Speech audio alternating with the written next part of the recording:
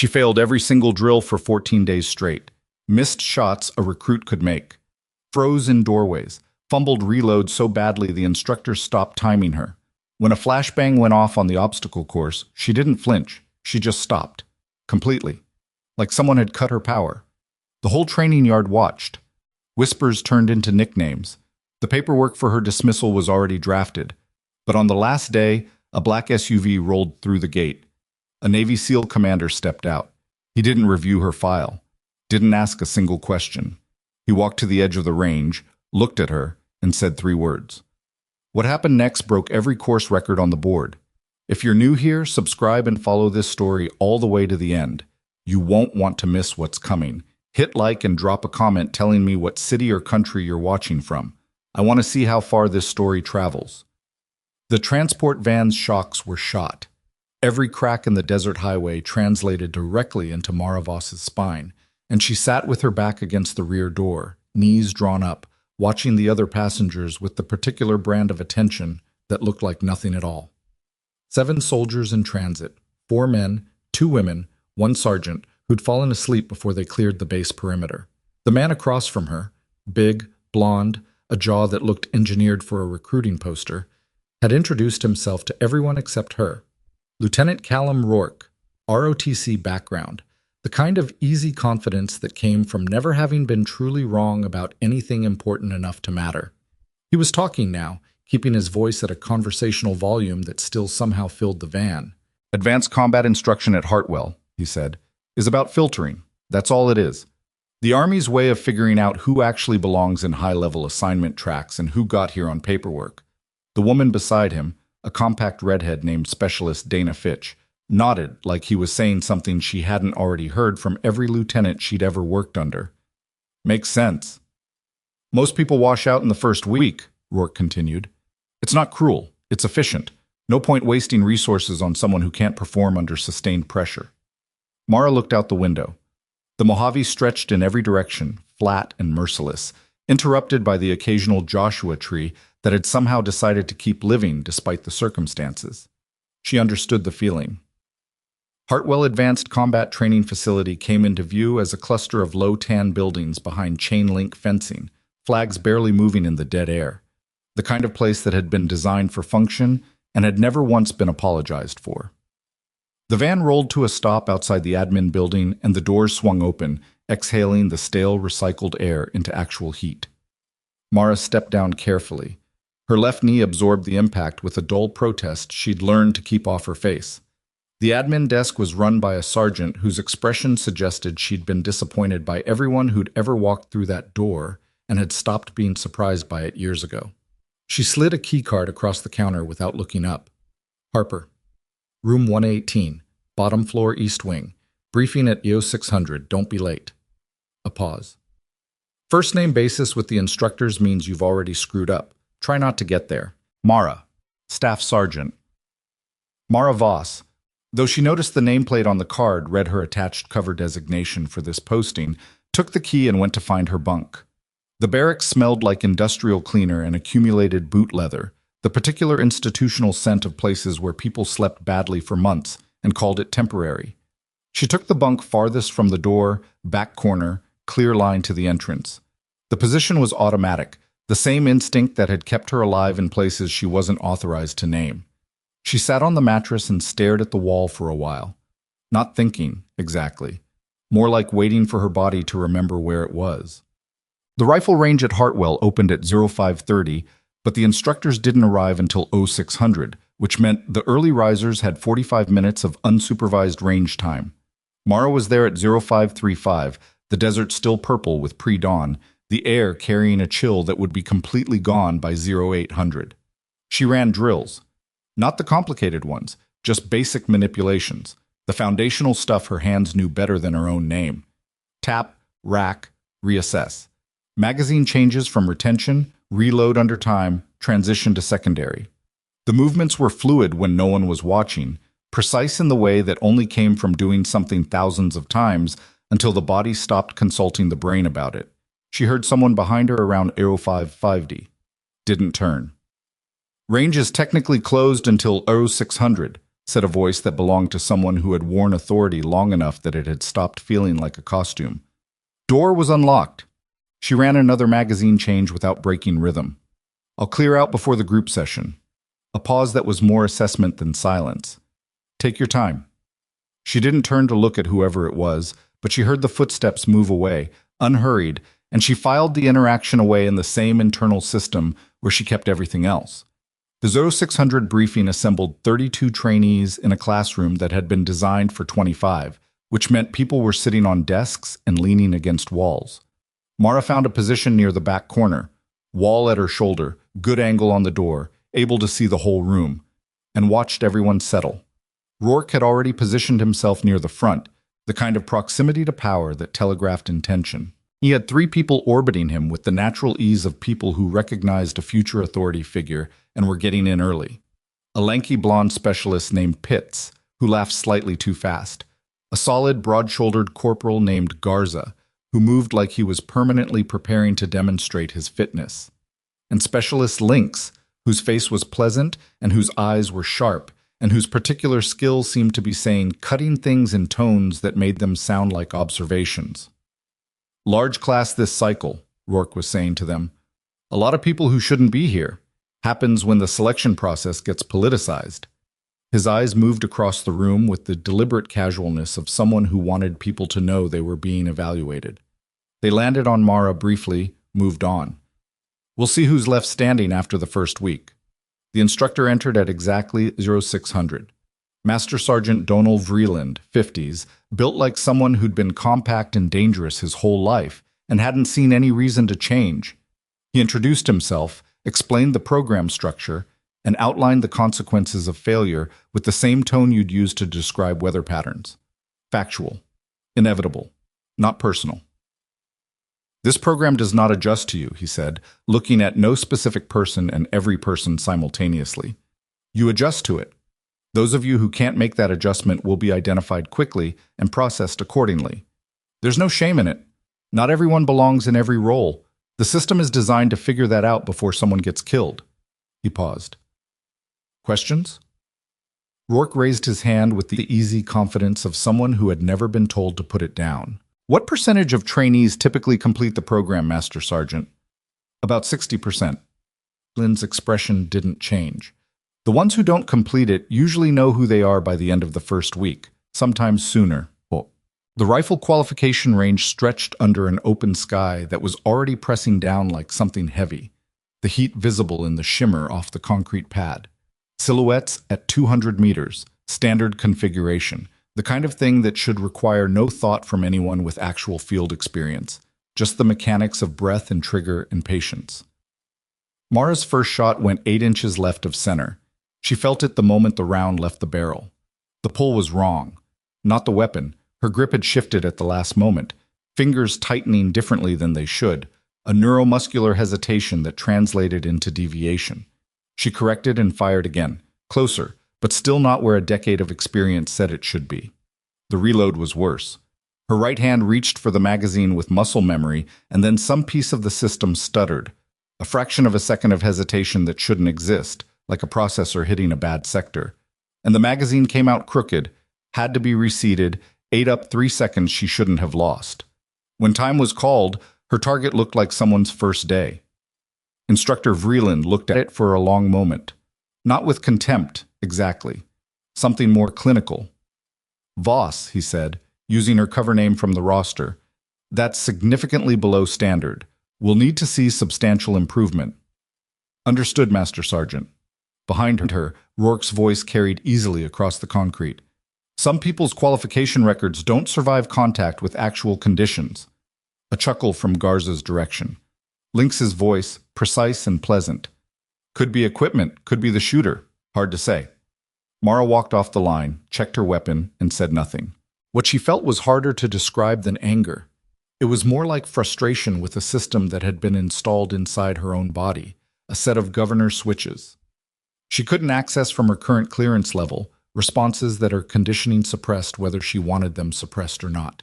She knew what she was capable of. She could feel it the way you could feel a door that was locked, aware of what was on the other side without being able to open it. But awareness didn't help her performance records, and performance records were the only language the program spoke. The urban combat course was 2 acres of shipping containers and plywood arranged into a labyrinth of corridors, choke points, fatal funnels, and ambush angles. It smelled like sawdust and propellant, and the particular industrial sourness of equipment used hard without enough ventilation. Instructors stationed throughout could see everything via elevated platforms and internal cameras. Nothing was hidden. Every hesitation was recorded. Mara ran it third in the rotation, which meant she watched 2 trainees ahead of her and absorbed their routes before stepping up. She studied the angles. She saw the correct entry points, the optimal flow through the structure, the places where a threat actor would logically position, and the counterintuitive angles that would neutralize them. The course was well designed. She could run it in under 8 minutes with a clear head and permission to use everything she had. She ran it in 14 minutes and 30 seconds, which was the second worst time of the day. The freeze happened in the 3rd room. Not a planned hesitation, not tactical assessment, the actual thing, the response she couldn't shut off, the one that had been installed by hands she trusted at a time when it had made perfect sense. A simulated flashbang detonated 3 feet to her left, and the combination of the sharp crack and the white light hit something she hadn't prepared for, and she was somewhere else for 3 seconds. Maybe 4. Somewhere that smelled like dust and burning plastic, and the particular quality of darkness that existed in structures that had never seen a construction code. Somewhere she couldn't name in any report. By the time she was back, the room was counted as a casualty. "Harper," the evaluating instructor said. He'd gotten her cover name wrong, but she didn't correct him. "You need to stay in the moment. Whatever you're working through, this isn't the place for it." She cleared the rest of the course. But the freeze had been observed, noted, and almost certainly communicated. That evening, in the mess hall, she took a corner seat and ate with the methodical efficiency she applied to everything else. Tray organized. Back to the wall. Eyes on the room without appearing to watch. Rourke's table was 3 rows over. They weren't being subtle. "Did you see the 3rd room freeze?" Garza was saying, his voice pitched at the level of conversation that could be denied but was absolutely intended to carry. Like someone hit her pause button. "I've seen that before," Link said, with the tone of someone consulting a medical reference they'd skimmed once. "It's a stress response. Usually means the person's operating past their actual capacity. The system shuts down before it breaks." "So what's she doing here?" Pitts asked, genuinely curious.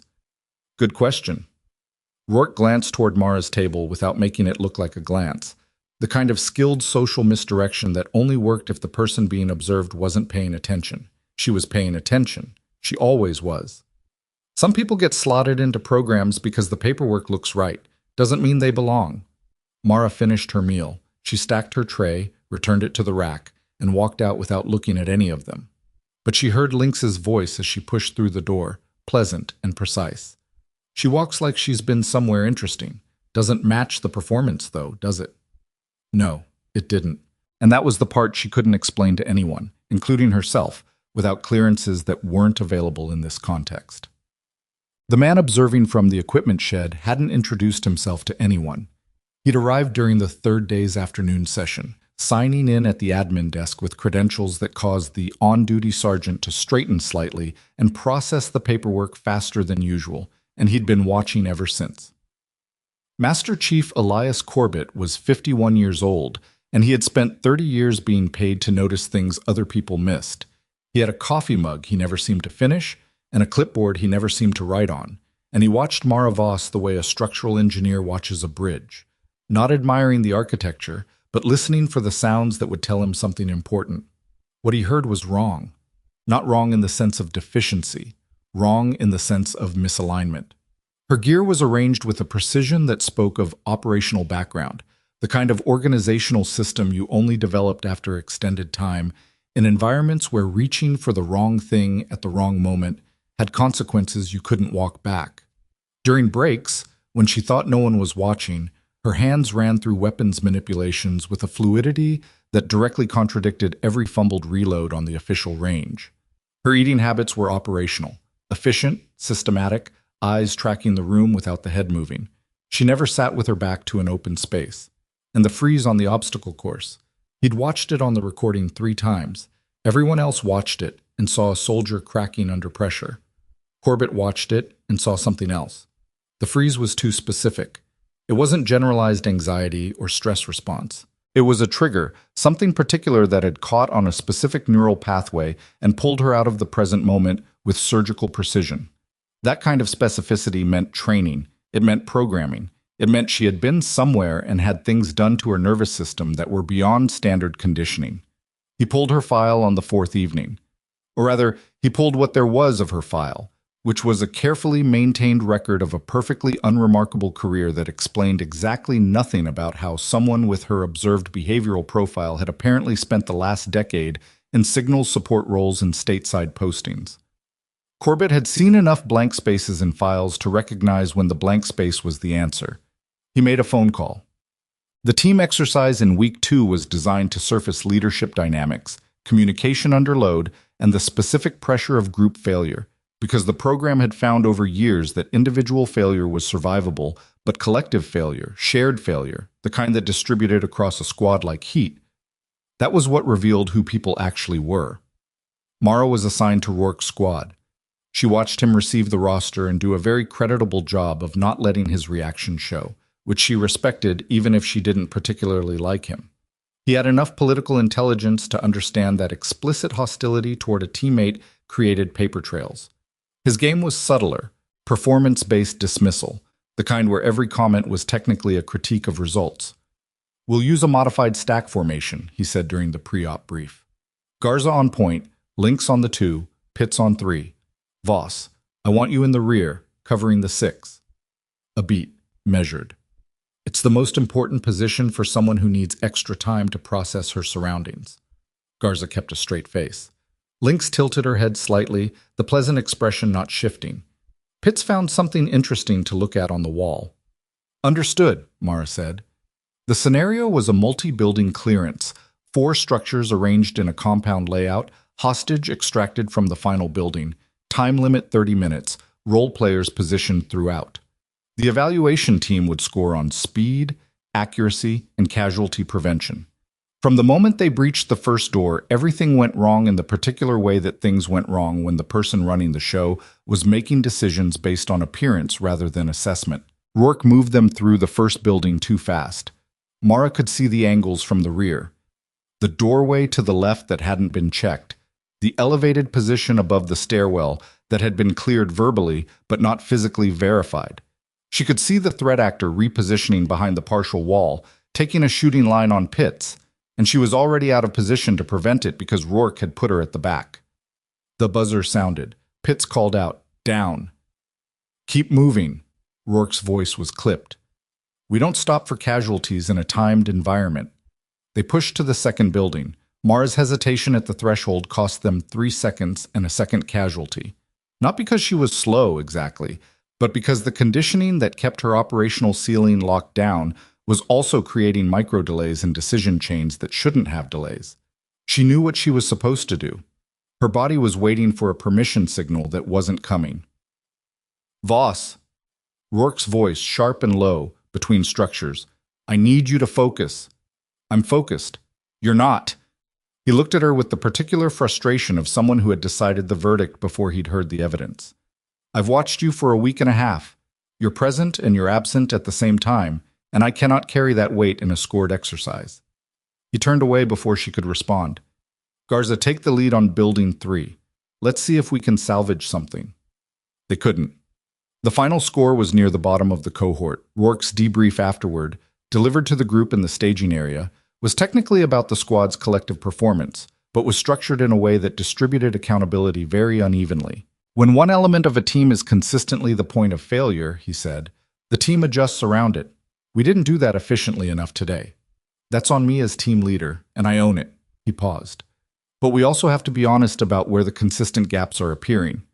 Everyone knew what he meant without him saying it. That was the skill of it. That night, Corbett made a second phone call. This one lasted 40 minutes. The dismissal paperwork arrived on a Wednesday, which felt wrong. Paperwork that consequential should arrive on a Monday, as part of a clean beginning of something, not in the middle of a week, like an afterthought. Mara found out about it not from an official notification, but from Instructor Vreeland, who pulled her aside after the morning session with the particular expression of a man delivering news he didn't entirely agree with. "Final evaluation is Friday," he said. "Comprehensive, multi-component. The scoring threshold is the same as everyone else's." A pause that was carrying more weight than the words around it. "I want to be direct with you, Voss. Based on your current profile, the board's assessment is that you're unlikely to meet standard. The Friday evaluation is a formal process, but I want you to understand what's riding on it." "I understand.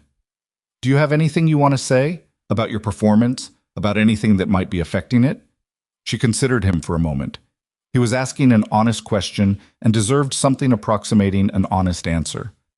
"I'm dealing with some internal interference that I can't explain in this context. I know how that sounds." "It sounds like something that needs to be resolved before someone puts a weapon in your hands in a real situation." "Yes." She looked at the range beyond his shoulder. "It does." He nodded, not satisfied, but he'd done what he could. "Friday, 0800. She spent Wednesday afternoon on the far end of the range, running solo drills that no one had authorized and no one came to stop. The morning's first watch slot was technically open, the range officer logging her as approved for individual qualification review. She worked through every technical component in isolation, and every isolated component was perfect. Magazine changes fluid, muzzle control instinctive, target transition smooth. None of it would show up on Friday's evaluation. Thursday morning arrived gray and hot at the same time, the desert sky the color of old pewter, the kind of atmospheric pressure that felt like the air itself was waiting for something.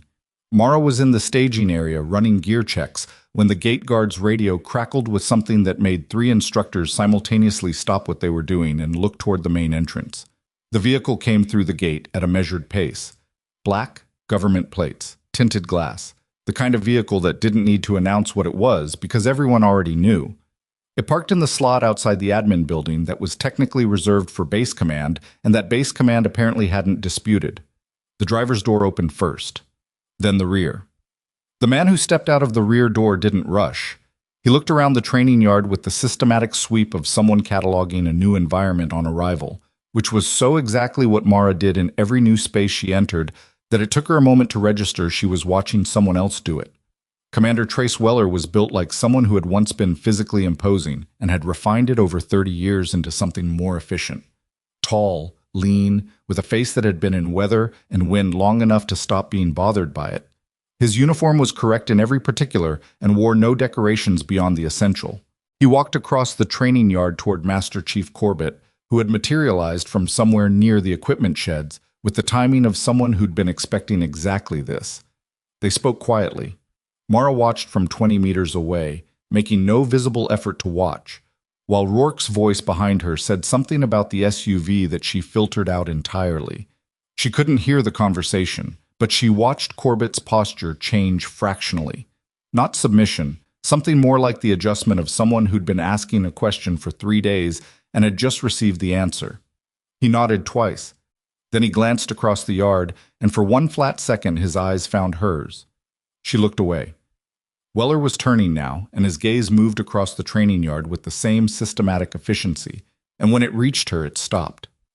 3 seconds, maybe 4. The kind of eye contact that was a message, not an introduction. The kind that said, "I know exactly what you are, and I'm here because of it." Then he looked away and continued his conversation with Corbett, and Mara set down the rifle she'd been checking and stared at the ground in front of her and felt something she hadn't felt in a long time. Something that her operational conditioning had no category for. She felt her hands shaking. Not fear. Something older than fear. Something that lived underneath the conditioning and the compartmentalization and the years of practice at being invisible. The particular sensation of being seen by someone who understood exactly what they were looking at.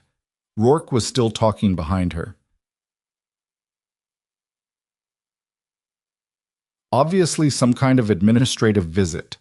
Doesn't affect our Friday timeline. Voss is still on the schedule, whatever that's worth. Lynx's voice quiet. Look at her. She knows him. Garza. The Navy guy? Lynx. Look at her hands. Mara pressed her right hand flat against her thigh and held it there. The shaking stopped. She picked up the rifle and resumed the check she'd been running, methodical, each component in sequence, while across the yard the conversation between a Navy SEAL commander and a Master Chief continued in voices too low to carry. Whatever was about to happen, it was going to happen tomorrow, and until then, she had a gear check to finish.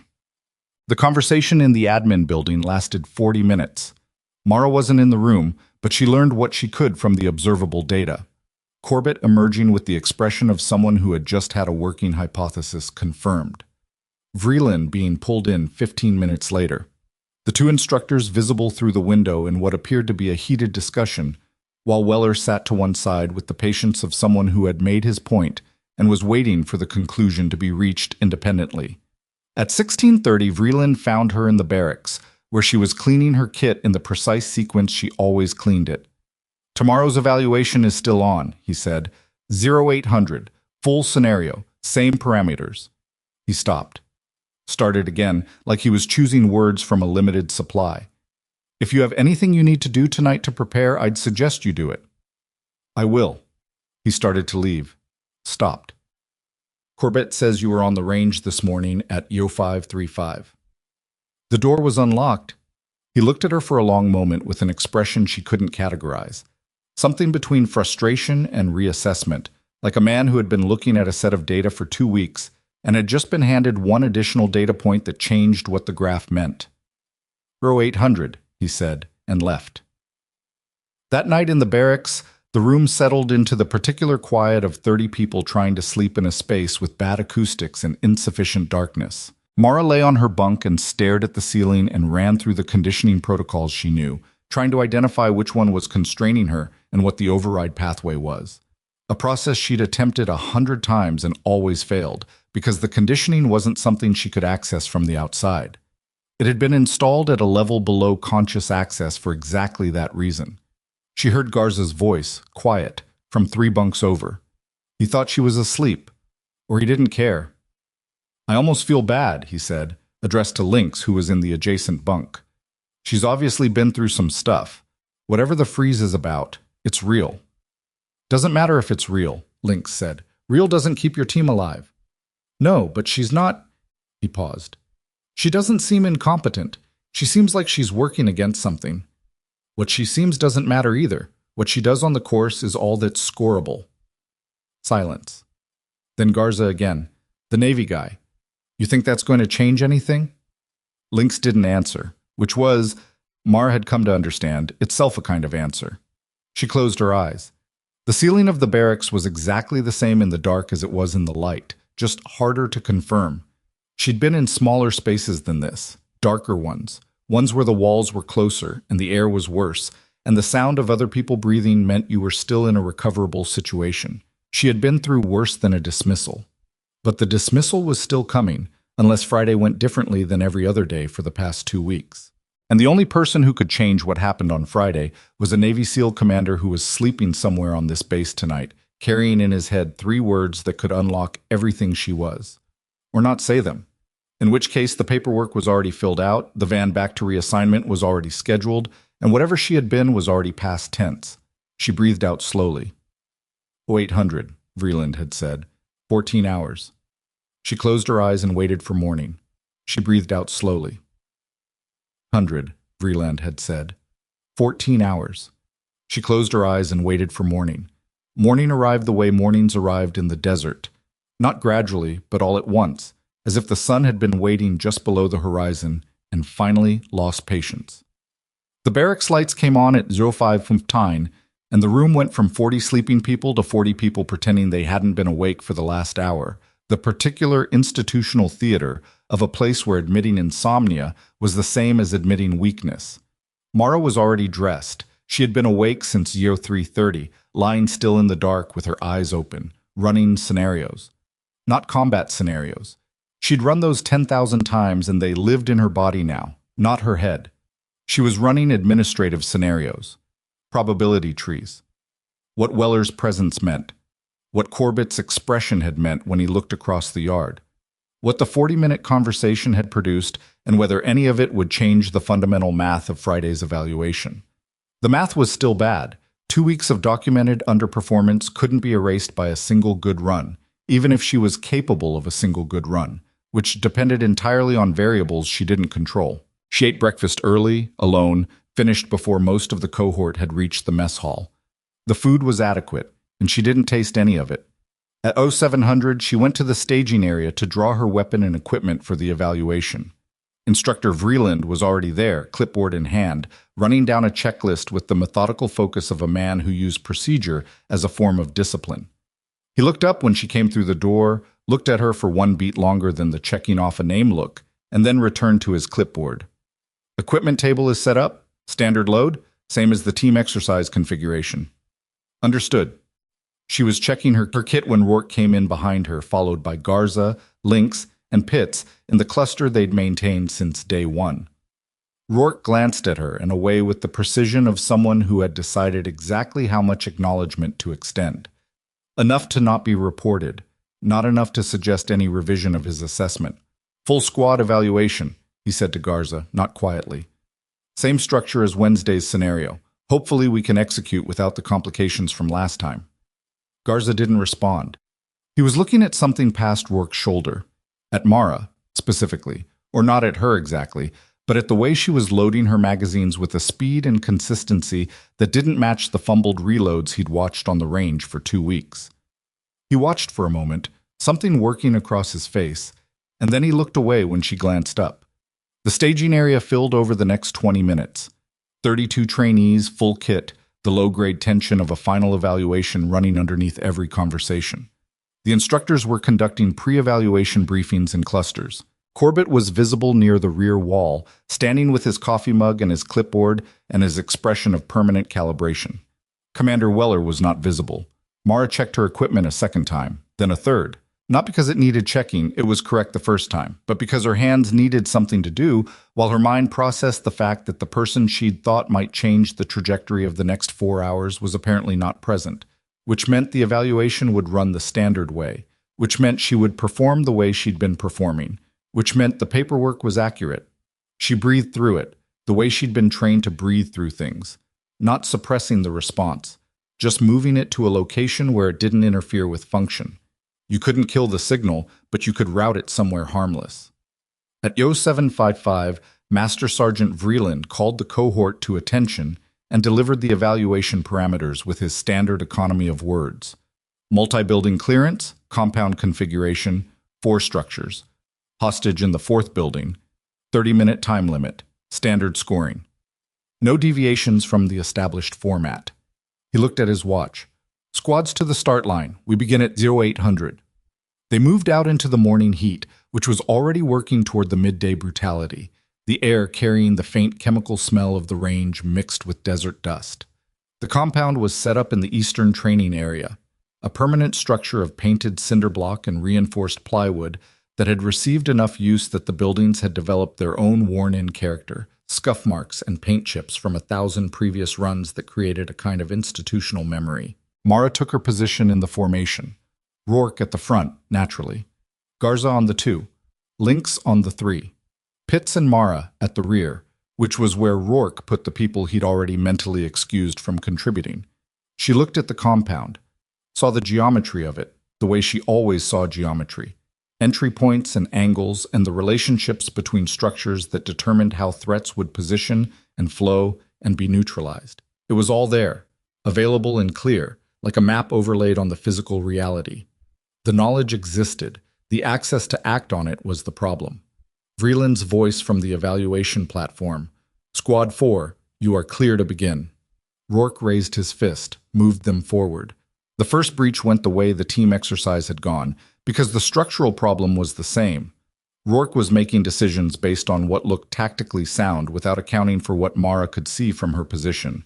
The threat actor repositioning behind the door frame on the right side, taking a shooting line that Garza's entry angle was going to cross directly. She opened her mouth to call it. The hesitation cost half a second.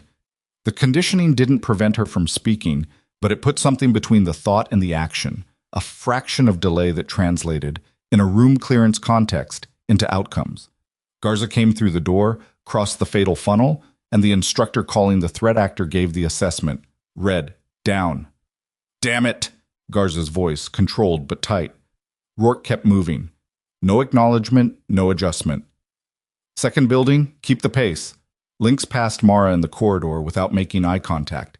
Pitts was already halfway to the second structure, maintaining formation. Mara followed, watching the angles, cataloging every threat position she could identify and doing nothing with the catalog because the gap between knowing and acting was exactly 2 words wide, and those 2 words weren't being said.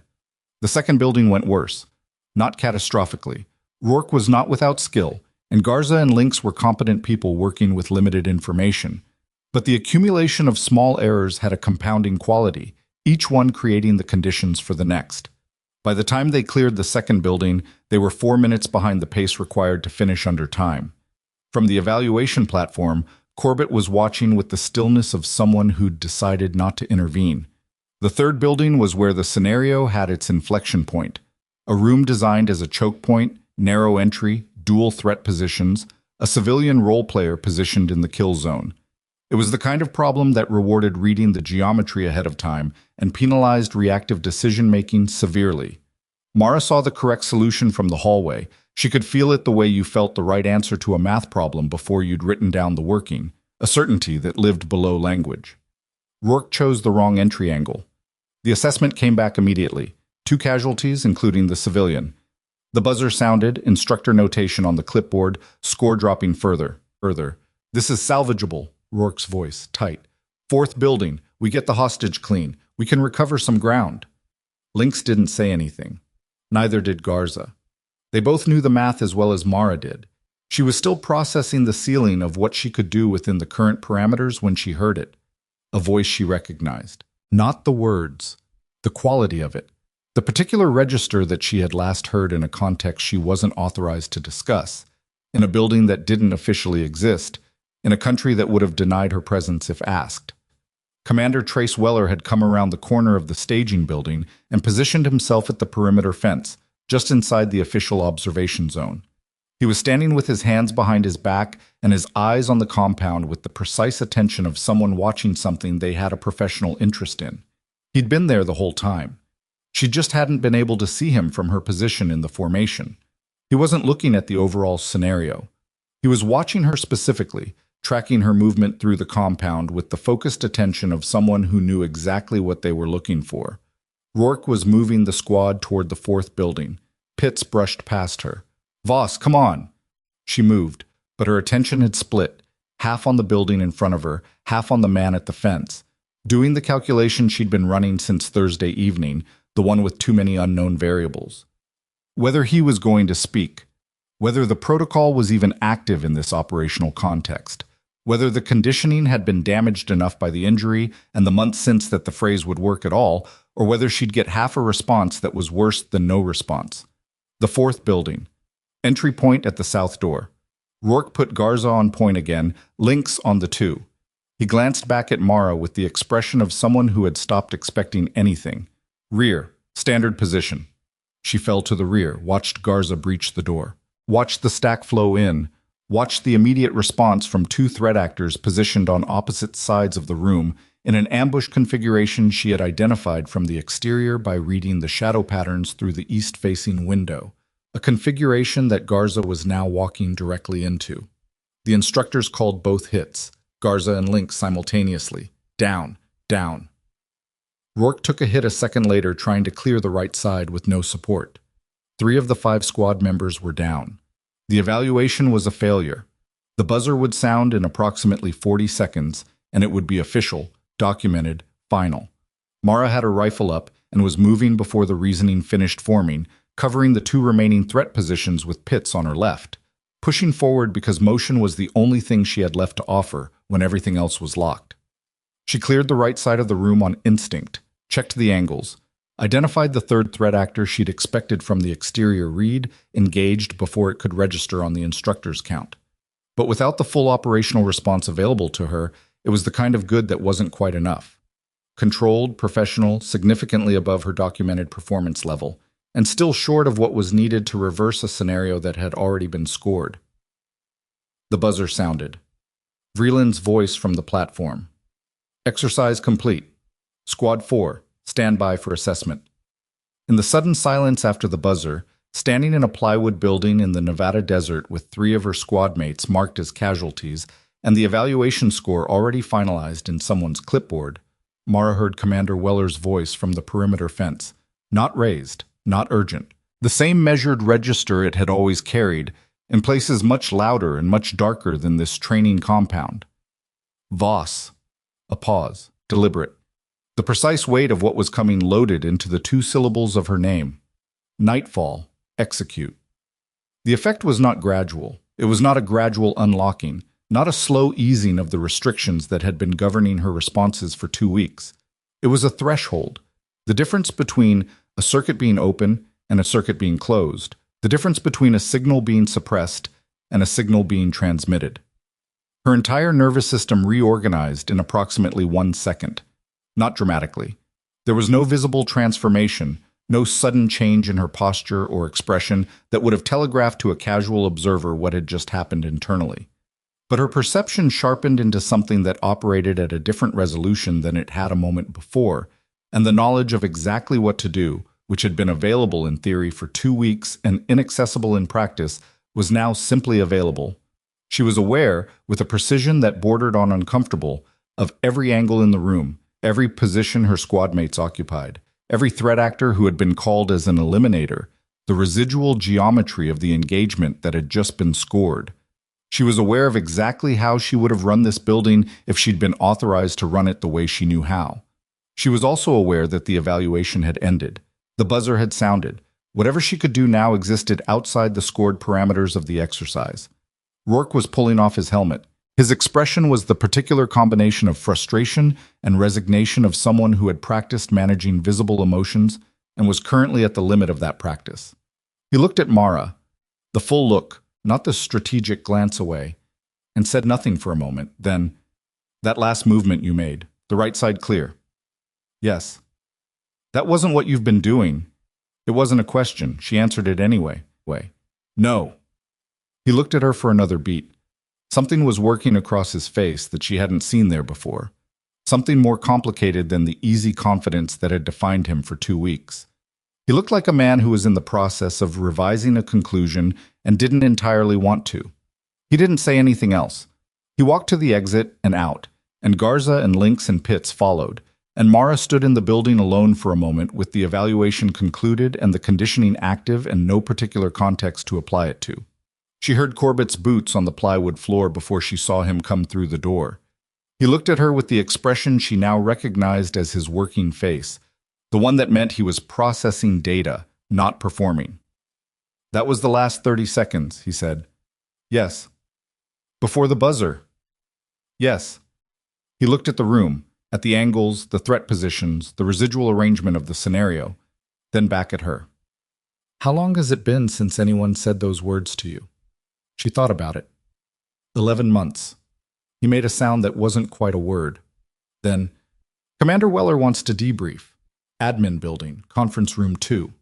He looked at his watch. 10 minutes. He left.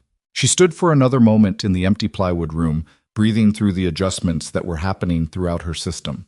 Not painful, exactly, but noticeable, the way a limb felt when circulation returned to it. Then she unloaded her weapon, cleared the chamber, and went to find out what came next. Conference room 2 in the admin building was the size of a large closet and smelled like the combination of old coffee and recycled air that was the specific scent of military administrative decisions. A folding table, 4 chairs, a whiteboard with someone else's unit diagram still half erased on it. The kind of room where things got decided without any of the ceremony that those things probably deserved. Weller was already there. So was Corbett. So, unexpectedly, was Master Sergeant Vreeland, who was standing to one side with the expression of a man who had arrived at a meeting expecting one agenda and had received a different one. Mara sat down. No one told her to. Weller looked at her the way he had looked at her across the training yard, directly, without the social buffering that most people applied to direct eye contact, the kind of looking that was itself a form of communication. 11 months, he said, since the exfil. Since the injury. Yes. He nodded once, the gesture carrying the weight of someone receiving information that confirmed something they already knew and were measuring against their own data. The conditioning held. Partially, the suppression held. The operational response was degraded. She kept her voice level. I couldn't access it without the phrase. That's what it's designed to do.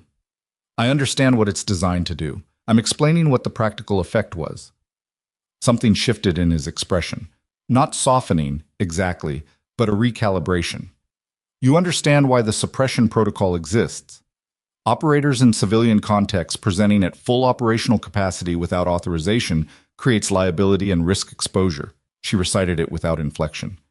Yes, I understand the reasoning.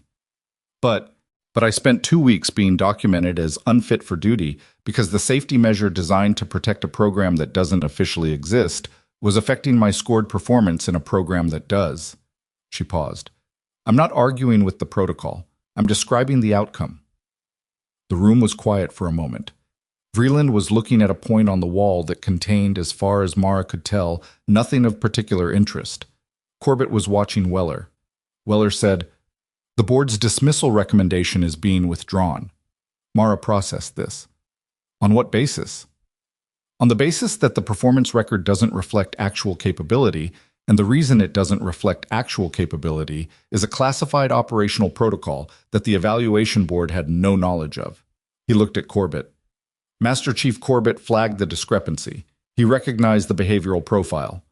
Corbett said, without particular emphasis, "Seen it before. Knew what I was looking at." The concern, Weller continued, is the injury assessment. Whether the operational response that came online in the last 30 seconds of that exercise is stable, or whether it was a one-time event prompted by the phrase. Mara looked at her hands on the table. They were steady. They had been steady since the moment the conditioning unlocked. It's stable. I need more than your assessment. I know. She looked at him. What do you need? A controlled evaluation, full parameters. Not a training exercise, a proper operational assessment conducted by personnel with the appropriate clearance. He studied her face. It'll take 48 hours to set up. In the meantime, you remain in this program. Vreeland spoke for the first time since she'd entered the room. Her performance documentation for the last 2 weeks will be reviewed in light of the new information, Weller said, with a finality that left no room for the discussion Vreeland might have wanted to have about his program's integrity. Master Sergeant, I understand this is disruptive to your evaluation process. I'm asking for your cooperation. Vreeland looked at Mara for a moment. His expression was harder to read than Corbett's. It carried more variables, the particular complexity of a man who took his program seriously and was being asked to suspend his assessment of a trainee based on information he couldn't verify.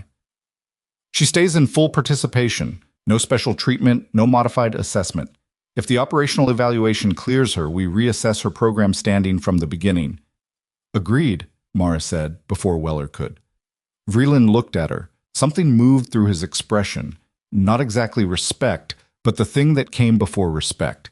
The first moment of genuine uncertainty about a conclusion he'd already drawn. He said, "Full kit." He left without waiting for a response. Corbett gathered his clipboard and stood. "I'll coordinate the assessment logistics. Tomorrow, briefly. Get some sleep." He left, which left her alone in conference room 2 with Commander Trace Weller, who was looking at her with an expression that had been professionally neutral for the entire meeting and was now something slightly different. Not warm, that wasn't the right word, and wouldn't have fit either of them, but the specific look of someone who had been worried about a thing for 11 months and was in the process of determining whether the worry had been appropriate. "The IED," he said. "What about it?" "The psych assessment afterward put you at high risk for conditioning compromise. They thought the trauma response might have corrupted the operational programming. It didn't corrupt it. It tangled with it." She found the words for something she'd spent 11 months not having words for. The trauma response and the suppression protocol occupy similar neural real estate. They reinforce each other in the wrong direction. The thing that was supposed to keep me contained was interacting with the PTSD. The thing that was supposed to keep me contained was interacting with the PTSD response and making both of them worse. He was quiet for a moment. "That wasn't in the assessment. I figured it out around month 3. I didn't have anyone to report it to." Another quiet moment. Outside the window, the training yard sounds continued. Vehicles, voices, the distant crack of range fire. The base moving through its routines without particular concern for what was being said in a room too small for the weight of it. The last mission, Weller said. I know. Mara. I know. She looked at the half-erased unit diagram on the whiteboard. I know what happened. I know what I lost. I'm not interested in revisiting it in a conference room. I'm not asking you to. I'm asking if you're... I'm here, she turned back to him. The suppression protocol is active. The conditioning responded to the phrase, and I cleared the right side of that building correctly even without the full evaluation context. I'm here. A beat. Whether that's enough for the assessment, I don't know. But I'm here. He looked at her for a long moment. Then he nodded. Not the professional nod from earlier in the meeting, but something smaller and more specific. The gesture of a person who had been carrying something and had found a reason to set part of it down. Get some sleep, he said and stood. 48 hours. He left. She sat alone in conference room 2 for a few minutes. The bass sounds continued outside. Someone drove a vehicle past the window, briefly blocking the afternoon light, and then the room was the same low-grade brightness it had been before. She thought about the last 30 seconds of the exercise, about the moment Weller's voice had landed and the circuit had closed and the geometry of the room had become available to her in the way it was supposed to be. About the fact that the conditioning had responded, not perfectly, not without adjustment, but it had responded. 11 months of compressed dormancy, and it had come online when it was supposed to, which meant the psych assessment had been wrong, which meant the dismissal paperwork was based on data that didn't reflect what she was, which meant she was still herself. Still the person who had spent years in rooms much darker and more dangerous than this one, doing things that required a very specific kind of capability, and she was still that person even after the IED and the months of medical rotation and the 2 weeks of documented failure. She was still herself. It was a smaller relief than she expected, but it was real. She was back in the barracks at 1800. The cohort was at evening meal, which meant the room was empty except for 2 trainees who'd stayed back with equipment issues, both of whom looked up when she came in and then looked back down without speaking. She changed out of her evaluation kit, stowed her gear with the usual precision, and sat on her bunk. Rourke came in at 1840, ahead of the main group. He stopped when he saw her. The easy confidence was still there, because it was structural. It was how he moved, how he held himself, built in too deep to be quickly revised. But something underneath it had shifted. He stood in the middle of the room for a moment. Then he came over and sat on the bunk across from her, which was Pitts's bunk, and Pitts wasn't in the room, so it was available. The right side clear, he said. You already said that. I know. He looked at his hands for a moment, which was the first time she'd seen him look anywhere other than directly at whoever he was talking to. I've been running things through my head since the exercise. The second building, the third building, the stuff you were calling before I heard it. I was calling it after you made the decision. You were calling it right before I made the decision, which means you saw it first. He looked up. For weeks I thought you couldn't read the room. Turns out you were reading it better than I was, and I just couldn't tell. She didn't confirm or deny this. The Navy commander, he said. The 2 words. That's classified. I know. I'm not asking what they mean. He paused. I'm asking how many times I've put someone in the rear position because I decided they couldn't keep up, when the actual problem was something I couldn't see. It was a more honest question than she expected from him, and she had no interest in managing the answer for his comfort. I don't know your history. I know what happened in this program. In this program, you had something real going on. I treated it like an excuse. Yes. He took that without flinching, which went up a notch in her assessment of him. I'm sorry. She looked at him for a moment, not calculating how to use the apology, not deciding how much to accept, just looking at a man who had made a decision based on incomplete information and was now, in the privacy of an empty barracks, doing the uncomfortable thing of revising it. Accepted, she said. He nodded, stood up, moved toward his own bunk, then stopped. Corbett's been watching you since day 3, he said. Everyone thought he was doing standard evaluations, but he was watching you specifically. I know. How did you know? He was watching my hands during breaks. Rourke processed this, and that told you he knew something was off.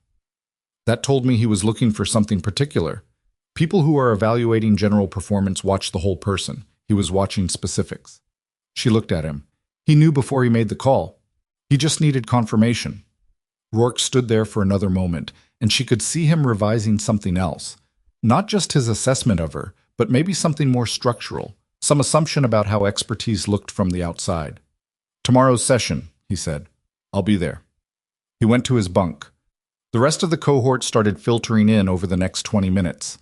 Garza and Lynx and Pitts among them, the room filling with the specific noise of 30 people shedding the weight of the day.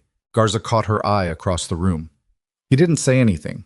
He just gave a small nod, the kind of acknowledgement that existed below the level of language that said, "I saw what I saw and I don't know what to do with it yet, but I saw it." She nodded back. Lynx was pulling off her boots, her back to the room, and Mara couldn't read her expression from this angle. Pitts was talking to someone from another squad, his voice carrying the slightly elevated quality of someone who'd seen something they were still processing and were managing by talking about anything else. She lay down. The conditioning was still active. She could feel it as a kind of ambient clarity, the heightened processing that the operational state maintained, which meant sleep was going to be a negotiation. She was running the 48-hour math, the assessment logistics, what a controlled operational evaluation meant in practice, where it would take place, what they would ask her to demonstrate, whether the conditioning would hold under the specific pressures of a real assessment as opposed to the incidental contact of a training exercise, whether, if it didn't hold, she was willing to accept the alternative. The lights went off at 2200. She was still running the math at 2300 when the barracks had settled into its institutional sleep sounds, and still at 0100 when the desert outside was silent in the particular way of places where the absence of human noise revealed how much sound the landscape itself contained. At 0130, her phone, locked in her kit drawer, silent, screen down, buzzed once. She didn't reach for it immediately. She waited, breathed. Then she reached over, unlocked the drawer, and looked at the screen. A message from an unsaved number. No greeting, no identification. Just an address in the Nevada desert, coordinates rather than a street. The kind of location that didn't exist on civilian maps. And beneath it, 3 words, but not the 3 she'd been cataloging. 48 becomes 12. She stared at the message for a long moment. The assessment had been moved. 48 hours of standard logistics had become 12, which meant 1330 tomorrow, which meant whoever was running the assessment had either accelerated the timeline because the evaluation showed enough promise to move quickly, or accelerated it because something had changed and they needed to know what she was capable of before that something arrived. The second option was more consistent with the specific coordinates, which placed the assessment location 40 miles from Hartwell in terrain that was not a training facility. She put the phone back, screen down. 12 hours. She closed her eyes and this time, for reasons she didn't examine, slept. She closed her eyes and this time, for reasons she didn't examine, slept. The vehicle came at 0530, well before the barracks woke. A dark green Suburban with government plates and no identifying unit markings, idling outside the East Wing entrance with the particular patience of something that had been sent rather than driven by someone making decisions. Mara was already outside with her kit. She hadn't left a note, hadn't told anyone. The message had said 12 hours, and the message hadn't come from anyone who left room for questions. The driver was a woman, mid-30s, wearing civilian clothes over the posture of someone who had worn a uniform long enough that it had restructured her spine. She didn't introduce herself. She glanced at Mara's kit, at Mara's face, and said, 40 minutes. Mara got in the back. The drive was exactly 40 minutes of Nevada highway, transitioning into Nevada desert, the infrastructure peeling away in layers, 4-lane to 2-lane to unmarked asphalt to packed dirt that the Suburban handled without commentary. The coordinates had placed the location in a section of high desert that the map listed as Bureau of Land Management territory, and that was, in practice, something else. The transition was marked by a gate that looked like a cattle gate and was not a cattle gate, and a guardhouse that looked like an equipment shed and contained 2 people with weapons and credentials that the driver provided without being asked. On the other side, the facility was smaller than Mara expected. 4 permanent structures, 1 temporary, all low profile in the specific way of places that didn't want to be seen from altitude. A vehicle park with 8 cars and 2 tactical trucks. a range that was visible from the approach but configured differently than a standard training range. Multiple elevations, interior structures, the kind of setup that required significant investment and suggested the exercises that happened here weren't purely instructional. Weller was waiting outside the main structure. So was a woman Mara didn't recognize, 50s, civilian clothes, the kind of face that gave nothing away without seeming to try. A doctor, Mara determined from something in her stillness, from the way she observed without engaging. The specific attention of someone trained to assess physical and psychological states simultaneously. Dr. Renata Osei, Weller said. She conducted your original conditioning assessment. Mara looked at Osei. I don't remember you. You weren't meant to. Osei's voice was dry and precise. The initial conditioning protocol was administered over 3 separate sessions with identity suppression. Standard for the program. Standard, Mara repeated.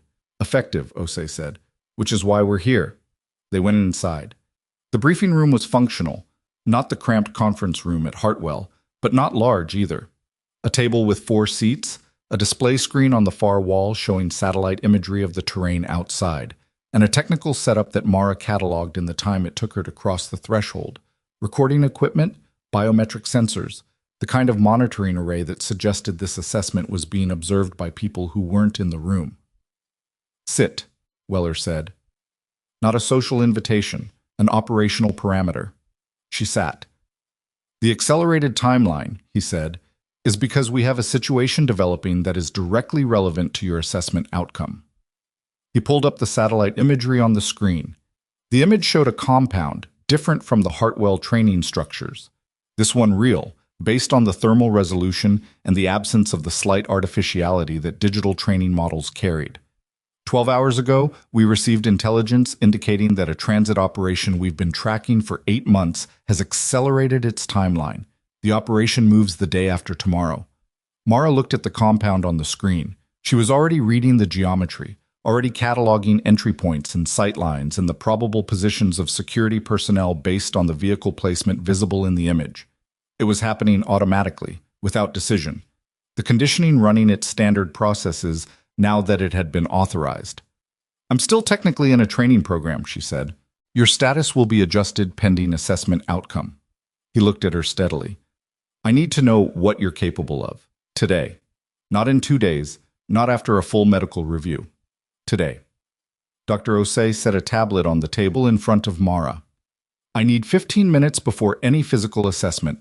There are responses I need to measure in baseline state before we introduce operational load. Weller stood and left the room without additional commentary. Osei sat across from Mara and for the next 14 minutes asked questions that were not the questions they appeared to be, framed as conversation but structured as diagnostic probes, designed to elicit specific patterns of language and cognition that would tell someone who knew what to look for how the conditioning was integrating with the underlying person. Mara answered honestly. There wasn't a functional alternative. Osei was good enough that evasion would itself be diagnostic. The tangling you described, Osei said, the suppression protocol interacting with the trauma response. Yes. When did you first identify it clearly? Month 3 after the IED. I was in a physical therapy session, standard stuff. And the therapist used a sound cue that was close enough to the protocol trigger that I got a partial response. Not the full operational state, maybe 30%, enough to notice the mechanism. Mara looked at the tablet between them. I spent the next 2 months mapping it from the inside. How far the suppression went. What it was interacting with. Where the PTSD and the conditioning overlapped. Osei was quiet for a moment, writing something on her own tablet. And what did you find? That the conditioning suppression was amplifying the PTSD avoidance responses. Every time something triggered the trauma, the suppression protocol registered it as potential unauthorized activation and reinforced the containment, which made the PTSD worse because the suppression was preventing me from processing the traumatic material the way I would have been able to without the conditioning. She looked at Osei. It's a design flaw. It's a known limitation, Osei said, with the precise diplomatic vocabulary of someone who had written the design and was unwilling to call it a flaw in the hearing of the person it had affected. What's the difference? Osei looked at her for a moment. Functionally, not much. She closed the tablet. Your cognitive integration is intact. The conditioning architecture is stable. The question is the operational response under sustained pressure, not a 30-second burst at the end of a training exercise. That's what the range is for. Yes. Weller came back in at exactly the 15-minute mark, which told Mara that he'd been listening from outside and had a watch he used seriously.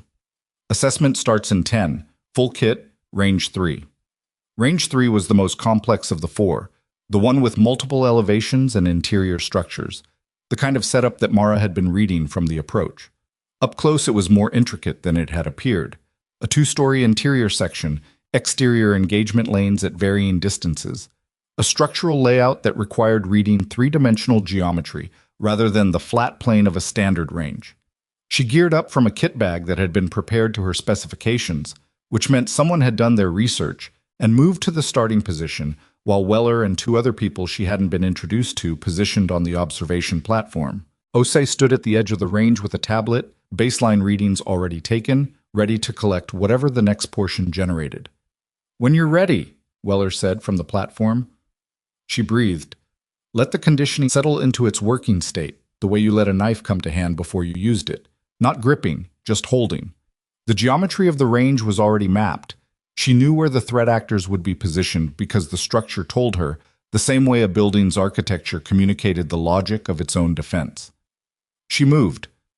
What followed was 22 minutes of work that she didn't think about during, because thinking was what you did before and after, not during. During, the mind went quiet and the body ran its programs. And the programs were good. The conditioning held, not perfectly. There were 2 points where the suppression created micro-hesitations she hadn't anticipated, small glitches at the junction between the conditioned response and residual trauma pathways that Osei was certainly noting on her tablet, but it held well enough. The threat positions fell in sequence. The interior section with its compressed angles and reduced visibility was navigated on instinct and geometry. The final position, elevated and partially concealed, was taken from a counterintuitive angle that the range designers had probably thought was a dead zone. She cleared the last position and the range went quiet. From the observation platform, no one said anything immediately. She heard Osei's tablet making notation sounds.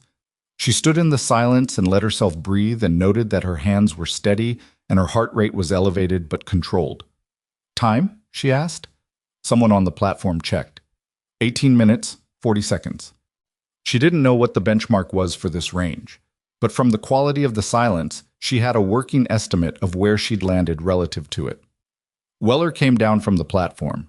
His expression was the same professional neutral it always was, but it had a different quality now, a density, like the neutrality was doing more work than usual because what was underneath it was more complex than it normally needed to contain. "Twice more," he said, "different configurations." She ran it twice more.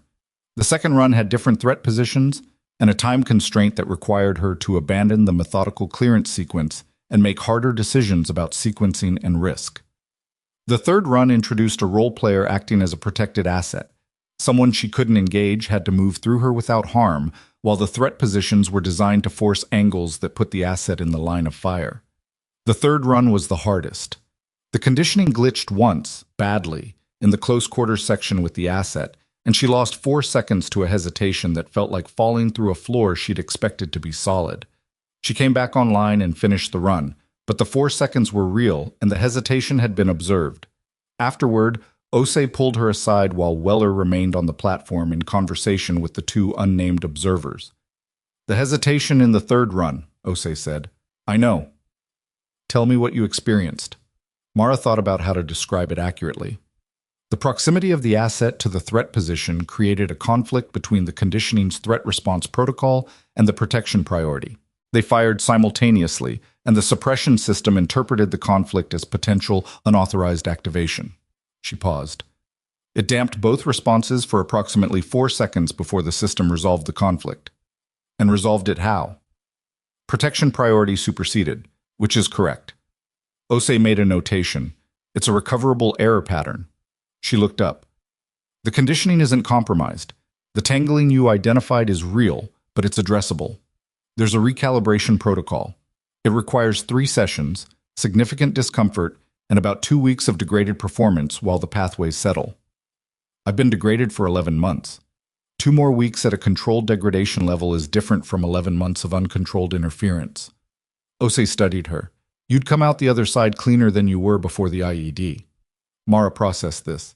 After the current situation, Ose looked at her with an expression that contained something Mara hadn't seen in her face during the diagnostic questions. Something that might have been, under several layers of clinical training, the residue of human concern. Dr. Ose to Commander Weller, she said, raising her voice enough to carry to the platform. She's operational, with noted limitations. Weller descended from the platform.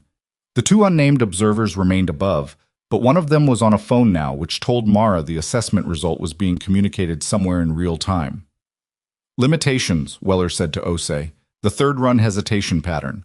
Conflict resolution in proximity protection scenarios has a 4-second lag that didn't exist pre-injury. It's predictable and it's addressable, but it's present. Weller absorbed this. Looked at Mara. Your read on it. It's a liability in hostage-adjacent scenarios specifically. Open terrain threat engagement. The limitation doesn't apply. Close quarters with a protected asset in the frame, I have a 4-second window where I'm operating on diminished response. She met his eyes. It's manageable if the team accounts for it. The transit operation, he said. Yes. The compound configuration. He pulled out a tablet, brought up the satellite image again. The asset is in the interior of the third structure. The extraction route requires passing through a choke point with likely hostile presence on both sides. She looked at the image. The geometry resolved in her head the way it always did, automatically, without effort, the spatial relationships arranging themselves into a problem with a solution. Who else is on the team? 3 others, all operational. He looked at her with the directness she'd come to understand was his mode for conversations that mattered. The 4th slot has been yours since I got the phone call from Corbett. I've been waiting to confirm you could fill it. Corbett called you? He sent me your behavioral profile and asked me if it matched anyone I'd worked with. A pause.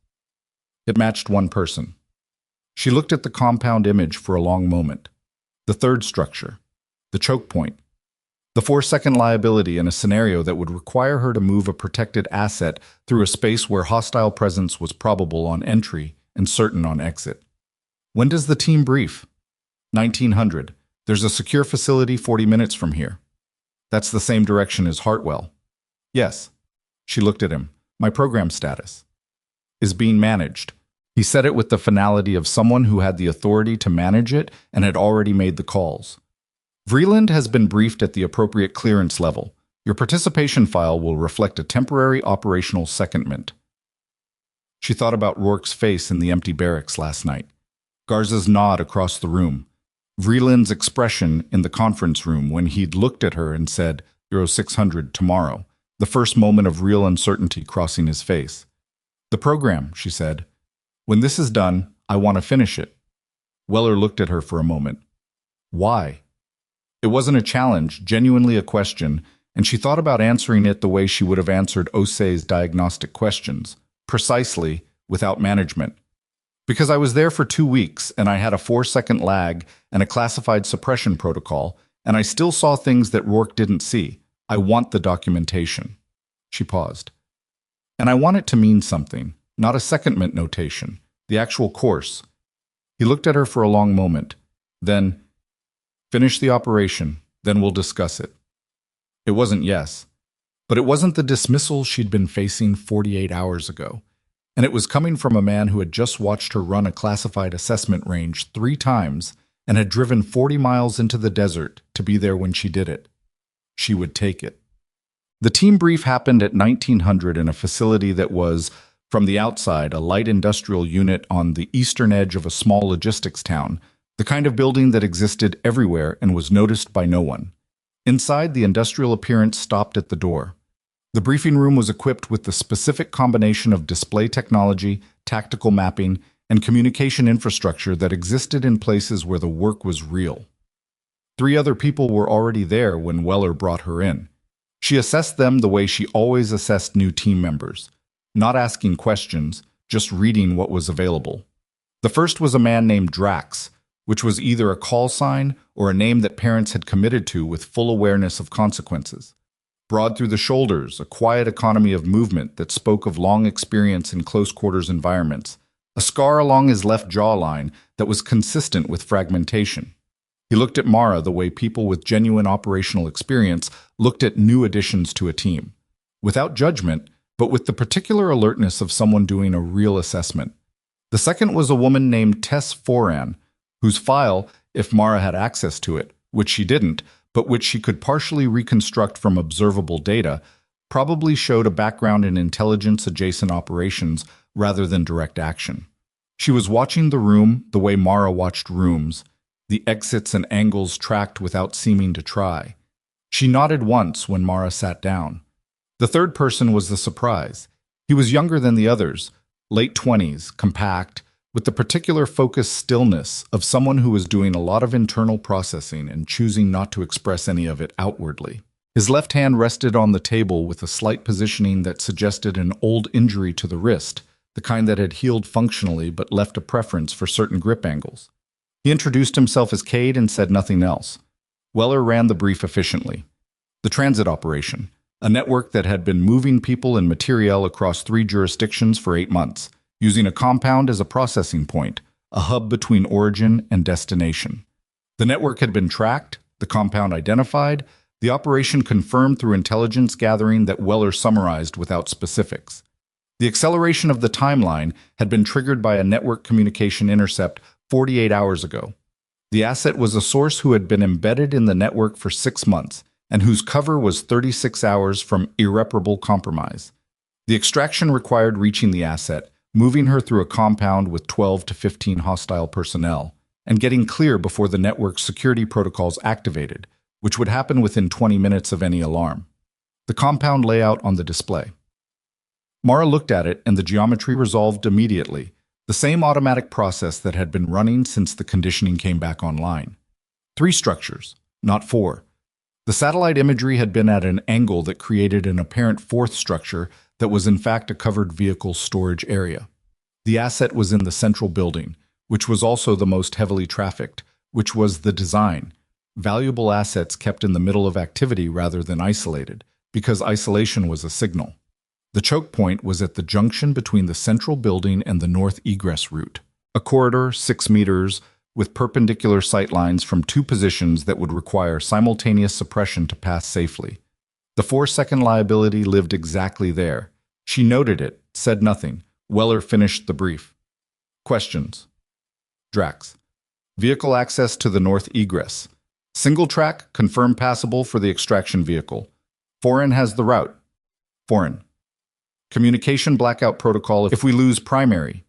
Weller pointed to a frequency set on the display. Secondary through Cade's equipment. Tertiary is analog frequencies on your loadout sheet. Cade said nothing, which meant his question had already been answered or he didn't ask questions in briefings. Mara said, the choke point, the perpendicular sight lines. What's the confirmed hostile count at that position? Weller looked at her. Intelligence puts 2 to 3, not confirmed. Timing on their rotation. 45 minutes, last confirmed 8 hours ago. Networks under operational pressure changed their security patterns. We're treating it as unknown. She looked at the corridor configuration on the display. 2 to 3 hostile personnel, unknown rotation timing, perpendicular sightlines requiring simultaneous suppression to pass with a protected asset. And in the middle of that problem, a 4-second window where her response system would be running a conflict resolution process that she could now predict but could not eliminate. Who's on the asset? She asked. Weller's eyes moved to her with a fraction more weight than the question should have carried.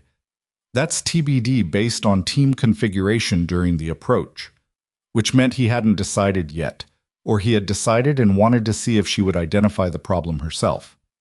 She identified it. It should be Foreign. Foreign looked at her, not surprised, just recalibrating.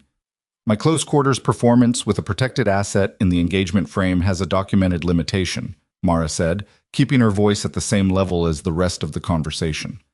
4 seconds, predictable, recoverable, but present. Foreign handles the asset through the choke point. I handle the sightline suppression. Drax looked at Weller. Weller looked at Mara. You flagged your own limitation, Drax said. Observation, not question. It's relevant to team safety. A moment of silence in the room that had a different quality than the silences before. Not uncomfortable. Something more like recalibration, the adjustment of people who had just received a data point that changed the shape of the problem they were solving. Weller said, "Agreed. Foreign on the asset. Voss, you and Drax take the sight lines. Cade has overwatch on the north approach." The plan developed from there, the way operational plans developed. Not smoothly, not perfectly, with 3 revisions on the choke point approach and a contingency added for the vehicle storage area that hadn't appeared in the initial intelligence. Mara contributed twice more, once on the timing offset between the 2 sightline suppressions to prevent the perpendicular positions from triggering each other's alert responses, once on the entry sequencing for the central building that would minimize the noise signature on approach. Each time, she noticed Drax absorbing the input without the social friction that Rourke had brought to every tactical conversation. Not deference, genuine professional engagement, the way experienced people operated when the goal was the mission and not the hierarchy. The brief ended at 2:45. Execution was EO 300. She had approximately 6 hours. Weller caught her outside the briefing room as the team dispersed to their designated prep areas. He had a tablet in his hand and the expression of a man managing 3 things simultaneously while appearing to focus on one. "The self-assessment on the limitation," he said. In the debrief, Ose flagged that you'd already mapped the tangling before anyone told you it existed. Yes. That's not standard. Operators don't usually have that kind of internal access to their own conditioning. She considered how to answer this accurately.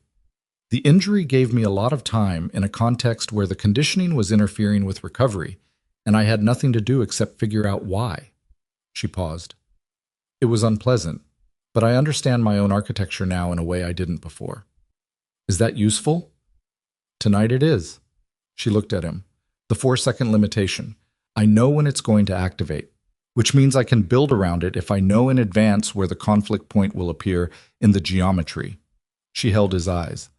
I can tell you exactly when it will fire and exactly how I'll manage it if you give me 10 minutes with the compound layout. He looked at her for a long moment. Then he turned, walked back to the briefing room, and held the door. She had 9 minutes with the compound layout before Cade came in to run his own equipment check, and in those 9 minutes, she built a sequence. Not a plan. Plans were for scenarios with known variables, but a decision tree, a set of if-then branches that accounted for the 4-second window and positioned it somewhere that Foran and the asset would already be past when it fired. It was possible. Barely. It required Drax to take the left sightline a fraction of a second ahead of her on the right, drawing the attention of both perpendicular positions simultaneously, which was a harder ask than the standard synchronized approach, but was the only configuration that placed the 4-second window after the choke point rather than inside it. She walked Drax through it at 2200 in the prep area while they were checking kit. He listened, asked 2 questions, both good questions, both about the timing offset, and whether it exposed the approach on the left before the right sightline was ready. She answered both. He nodded. That works. No drama, no negotiation, just a professional receiving an adjusted plan from another professional and accepting it because the logic held. They finished the gear check in relative quiet. Foran was in the adjacent area, running through her own prep with the efficiency of someone who'd done this enough times that efficiency was the only register left. Cade was somewhere else, probably Overwatch position selection, the particular solitary pre-operation work of someone whose job was to be alone in a high place with a long-range system. At 0100, Mara went outside. The desert at this hour was the full version of itself, cold, vast, the sky doing what desert skies did when there was nothing between them and you, pressing down with a density of stars that the city people never saw. She sat on the vehicle bumper and breathed it and let the conditioning run its baseline processes without interference. She thought about the compound layout, the choke point, the asset, who had been in there for 6 months, maintaining cover in a network that moved human beings alongside other cargo, staying in that position because the intelligence she gathered mattered, and because someone had asked her to. 6 months was a long time to be something you weren't. She was familiar with the principle. At 0220, the team assembled at the vehicles. No speeches, no moment. Just 4 people checking their gear one last time and getting into the truck with the particular silence of professionals who had run out of things to prepare and were now in the space between preparation and execution, where nothing was useful except forward motion. Weller was not in the vehicle. He was running the operation from the facility, which was the correct call. Command and control, in a position with full communications rather than in the field where his presence would have been a liability. He had stood by the door when they loaded and given Mara a single look that she didn't try to translate into language. It wasn't the look from across the training yard at Hartwell. It was something that existed in a register she hadn't seen from him before. The truck moved out. 40 minutes of dark road, the facility lights disappearing in the mirrors, the desert giving way to the terrain that the satellite imagery had shown. Drax was driving. Foran had the navigation. Cade was in the back with his equipment, running his own preparation in a silence that was purely internal. Mara sat with her weapon across her lap and the decision tree running in her head, each branch checked and rechecked against the geometry she'd memorized. At 0255, Drax cut the headlights. The truck moved by instrument for the last kilometer, the compound visible ahead as a set of lit windows in the darkness. The configuration matching the imagery exactly. 2 guards on the exterior, south and east. Vehicle storage to the north, 2 trucks visible. The central building lit from inside, shadows moving behind the windows on the ground floor. Cade exited the vehicle without a word and disappeared into the terrain with his equipment. Overwatch would be established in approximately 8 minutes. The 3 of them moved up on foot. At 0259, Cade's voice in the earpiece. Overwatch set. I have the exterior south. East is out of my angle. You'll need to handle him on approach. Copy, Foran said softly. At 0300 exactly, they moved. The approach was clean. Drax took the east guard, close and quiet, before the man had completed his sweep back to the south position. Foran was already at the central building's north entry, while the guard was still processing the fact that something had gone wrong with the night. Mara covered the south corner, tracking the second exterior guard, until Cade's voice said, South, clear, and she moved to stack on Foran at the entry. 3 seconds of stillness. Listening. Movement inside. 2 people. The near room. Positions consistent with the intelligence that put 2 security personnel in the interior ground floor. The asset was above, second floor, which meant the ground floor was the problem to solve before anything else was reachable. Foran looked at her. Mara held up 2 fingers, pointed left and right. Foran nodded. They went through. The ground floor resolved in the way ground floors resolved when 2 people who knew what they were doing moved through it with the specific intention of ending it quickly and without additional noise. Mara's side required 3 seconds longer than Foran's, not the 4-second liability, but close enough that she noted it. Clear. Stairs. Second floor. The asset's room was the 3rd door. They had her location from the intelligence and confirmed it from the sound of a single person moving in the 3rd room.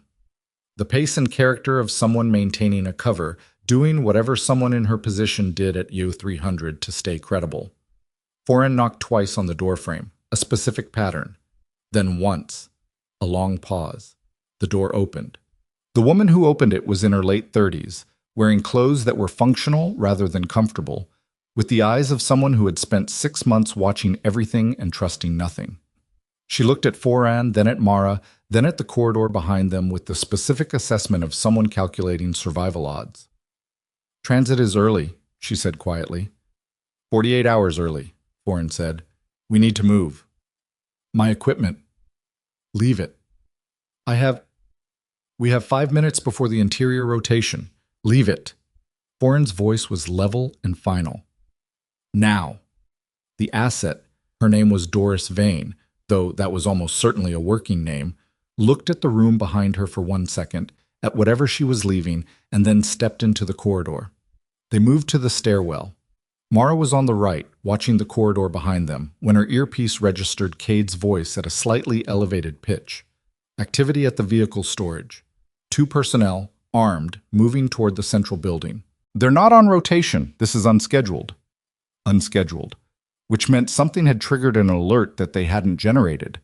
A sensor, a communication check, something in the network security protocol that had fired independently of what was happening inside the building. Time to the north egress, Drax's voice from his position holding the ground floor. 90 seconds if we move now, Foran said. Mara looked at the stairwell configuration. The top of the stairs opened onto a corridor that ran to the north exit. The corridor was 12 meters. The choke point, the junction with the perpendicular sightlines, was at the 9-meter mark. If the two personnel from the vehicle storage reached the north side of the building before the team cleared the choke point, the sightlines would be occupied by people with weapons and an alertness level that was no longer baseline. The decision tree in her head ran to the branch she'd been hoping to avoid. The 4-second window was going to fire inside the choke point instead of after it. "Drax," she said quietly, "I need you on the right sightline instead of the left. I'll take the left." A beat of silence. "That changes your timing." "I know." She looked at Foreign and the asset at the top of the stairs. "You move on my signal. Don't wait for both sightlines to clear. When you hear my side, move. Drax will have the right side a half-second behind." Foreign understood what she was saying. She looked at Mara for one moment with the expression of a person calculating a risk they didn't fully understand and deciding to trust the person who did. They moved down the corridor. The choke point was exactly where the geometry said it would be. 9 meters in, the corridor junction opened perpendicular sightlines to the left and right, the left angling toward the vehicle storage approach, the right covering the compound interior access route. Movement on the left sightline. One person, armed, moving at the careful pace of someone who had heard something questionable and was investigating rather than responding to a confirmed alarm. 20 meters out and closing. Right sightline. Drax was already there. He signaled, "Clear for now," but the two personnel from vehicle storage were going to change that in approximately 60 seconds. Mara took the left position. The armed figure was 15 meters out. She had the angle. She had the targeting. The conditioning was running clean, the threat engagement protocol active and unimpeded. Then Vane moved, a small shift, instinctive rather than tactical, stepping closer to Foreign for the proximity of another person, and the movement put her partially in Mara's peripheral frame at the exact moment the conditioning's threat engagement protocol was active. The conflict resolution process fired. 4 seconds. Exactly 4 seconds. She felt it like a door swinging shut on a wind.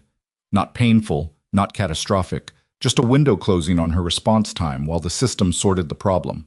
The armed figure covered 5 meters in those 4 seconds, now 10 meters out. Drax's voice, tight.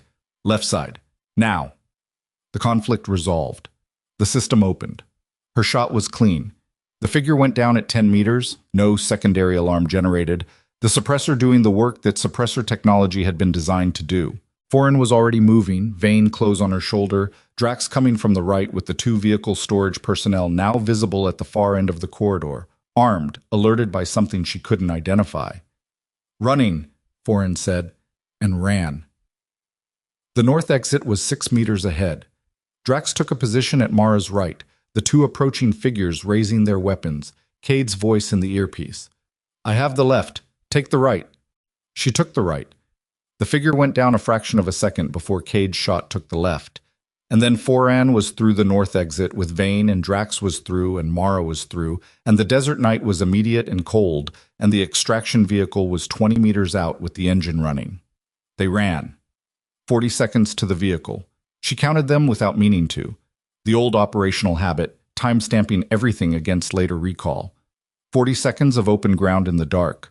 The compound behind them lit and quiet. The alarm that should have sounded, not sounding. The network's response delayed by whatever communication chain it ran through before producing a physical consequence. Drax drove. Foran had Vane in the back with her, the assets breathing audible and ragged with the biological response to sustained adrenaline. Not unusual, not a liability, just the body doing what bodies did when the thing they'd been containing for 6 months was finally, officially, over. Mara sat in the front passenger seat with her weapon across her lap, and the choke point replaying in her head. The 4 seconds. The armed figure covering 5 meters in the time her system was processing the conflict. 10 meters instead of 15 when she came back online. A 10-meter shot instead of 15. Manageable. This time. She would need to have the conversation with Osei about the recalibration protocol. The 2 weeks of controlled degradation. The pathway to whatever cleaner version of herself was on the other side of it. Drax was on the phone to Weller, reporting out, terse and efficient, the language of people who had agreed in advance what words meant and didn't waste time on the ones that didn't. She heard Weller's voice through the phone, thin and clear in the vehicle's quiet. "All four?" "All four," Drax said. "Plus the asset. Package is secured." A pause. Then, "Tell Voss she was right about the timing offset." Drax looked at her. "He says you were right." She looked out the window at the desert moving past in the dark. The same vast, impersonal terrain that had surrounded Hartwell, that had surrounded every facility she'd passed through in the last 11 months. She thought about right and what right cost and what right still had left to resolve. Then her phone buzzed in her kit pocket. She pulled it out. An unsaved number, the same format as the previous message, but the content was different this time. Not coordinates, not a time change. 2 words, and not the operational phrase. "He's awake." She stared at the message for 5 seconds, her mind already running through the implications of who the message could be referring to, narrowing the field with everything she knew about what had happened 11 months ago in the place she wasn't authorized to name, and arriving at the only answer that made her hands, steady through the entire operation, go completely still. She stared at the message for 5 seconds, her mind already running through the implications of who the message could be referring to, narrowing the field with everything she knew about what had happened 11 months ago in the place she wasn't authorized to name, and arriving at the only answer that made her hands, steady through the entire operation, go completely still. The vehicle was still moving. Drax was still talking to Weller. The desert was still dark outside the window. Everything was exactly as it had been 6 seconds ago, and the message on her screen had changed all of it. She typed back one word: "Who?" The response came in under 30 seconds, which meant whoever was sending had been waiting for her reply. Sergeant Davin Price, Rampart Medical. Room 14. He's been asking for you since yesterday. She put the phone in her pocket, looked out the window. The extraction vehicle was doing 80 on an unmarked road, and Drax was finishing his debrief with Weller, and Foran was talking quietly to Vane in the back seat, the low sustained tone of someone walking a person down from a 6-month sustained threat response. Davin Price. He had been 2 meters to her left when the IED detonated. She had been declared the sole survivor of the incident within 72 hours, and had spent the following weeks in a medical facility that handled cases that didn't officially exist, and no one had told her otherwise, and she had not asked, because asking required a functional voice, and a reason to believe the answer would be anything other than confirmation. 11 months of believing she was the last one. She breathed through it, the way she breathed through everything, the routing mechanism that moved the signal somewhere that didn't interfere with function. It worked, mostly. Her face was still neutral, her hands were still. But the conditioning, which processed information at a different resolution than baseline cognition, had already begun integrating the data point and running its implications, and what it found was this. If Price was alive, then the incident report that had reached her through back channels, the one that had attributed the IED to standard insurgent activity in a region her unit had officially never been operating in, was incomplete. Price's survival meant a recovery, and a recovery meant someone had reached him, and reaching him in that terrain at that operational tempo required assets that only existed at specific classification levels. Someone had known he was alive for 11 months and had not told her. Drax ended the call, glanced at her with the peripheral attention of an experienced operator who noticed changes in the people around him without appearing to look for them. "You good?" "Yes." He didn't press it. Another thing that distinguished people who had done the work from people who had performed the idea of doing it, the understanding that sometimes yes meant leave it alone. Weller was at the facility when they arrived at Yo 420. He was standing outside with a coffee that was too hot to be drinking yet, which meant he'd made it recently, which meant he hadn't slept, which was its own kind of information. He looked at Mara as she came out of the vehicle, and he knew, in the way that experienced people recognized when something had shifted in someone they'd been paying attention to, that the operation was not the only thing that had happened in the last 2 hours. She showed him the phone without preamble. He read the messages. His expression did the thing it did when he was receiving information he needed to integrate before responding. Not blank, but contained, the processing happening behind a face that had learned not to telegraph it. "Price," he said, "you knew." It wasn't a question, and she watched him decide how to answer it, which itself answered it. "I knew he survived. I didn't know his current status or location until approximately 3 weeks ago when Rampart's medical team filed an updated status report through classified channels. He looked at her steadily.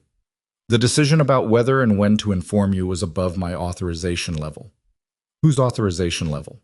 The program director's. He paused. The concern was operational.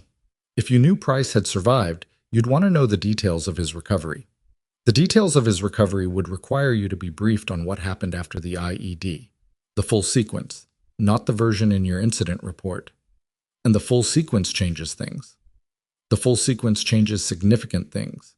He looked at the phone again. The message you received is from a physician at Rampart. She's been Price's primary since he came in. She is not supposed to have your contact information. How did she get it? I don't know yet. He said it with the particular flatness of someone who was genuinely uncertain and found the uncertainty unacceptable. But Price has been asking for you. He's been asking since he was conscious enough to form the request. Someone decided to act on that. Mara processed the geometry of this the same way she processed physical geometry, systematically, following the lines to where they led. What's in the full sequence? He looked at her for a long moment. Then he said, "Let's go inside." The briefing room without the team in it was smaller feeling. Weller pulled up a file that required 2 authentication steps and the biometric reader, which told her the classification level before the content did. He turned the display toward her. The first page was the incident report she'd seen, the version she'd been given. IED, Standard Insurgent Activity, region designation that placed the incident in an area where her unit's presence could be attributed to support operations without specificity. The second page was the actual record. The IED had been command detonated. Not a pressure plate, not a tripwire. Command detonated, which required a human being with a remote device within sight of the detonation point. The investigation that followed, classified, conducted by a unit she'd never heard of, which meant it was recent or deeply buried, had identified the detonation origin point and recovered fragmentary evidence of the device. The device components had a procurement trail. The trail led to a supply chain that operated through a contracting network that had been under separate investigation for 18 months for procurement fraud and unauthorized material diversion, military equipment being acquired legitimately and rerouted for purposes that the contracts didn't specify. The contracting network had a primary point of contact within the procurement apparatus of a forward operating command that Mara recognized because she had passed through it 4 times in the 18 months before the IED, and because one of the names in the command structure was a name she knew. Colonel Harlan Desch. She looked at the name on the display and felt the conditioning process it with a cold, specific clarity that was distinct from the emotional response running beneath it. Desch had signed off on her unit's operational deployment to the region. He had access to their route schedules. He had a financial relationship with a contracting network that had supplied components to a device that had been detonated at a location her unit had been scheduled to pass through. "How long has this investigation been running?" she said. "The procurement fraud investigation, 18 months. The connection to the IED incident, 7 months. Weller's voice was steady. "We needed Price's testimony to establish the direct link. He's the only surviving witness who was in a position to observe the detonation sequence. He saw the command signal before the device fired. He saw it. He was on the elevated position, north of the route. Different line of sight than you." Weller looked at her carefully. He saw a figure at the detonation point. He couldn't identify the figure directly, but he was able to describe the equipment and the position, and when investigators went back to the site, they recovered evidence consistent with his account. Mara looked at the display, at Desch's name in the command structure, at the procurement trail, at the 7 months of investigation that had been running while she was at Hartwell failing training exercises because her conditioning was tangled with a PTSD response that had been caused, at its root, by a command-detonated device that someone in her own chain of command had authorized. "He's been obstructing," she said. Not a question. Desch has been the primary obstacle to the investigation for 6 months. He has the authorization level to create access barriers. He has the relationships to delay records requests.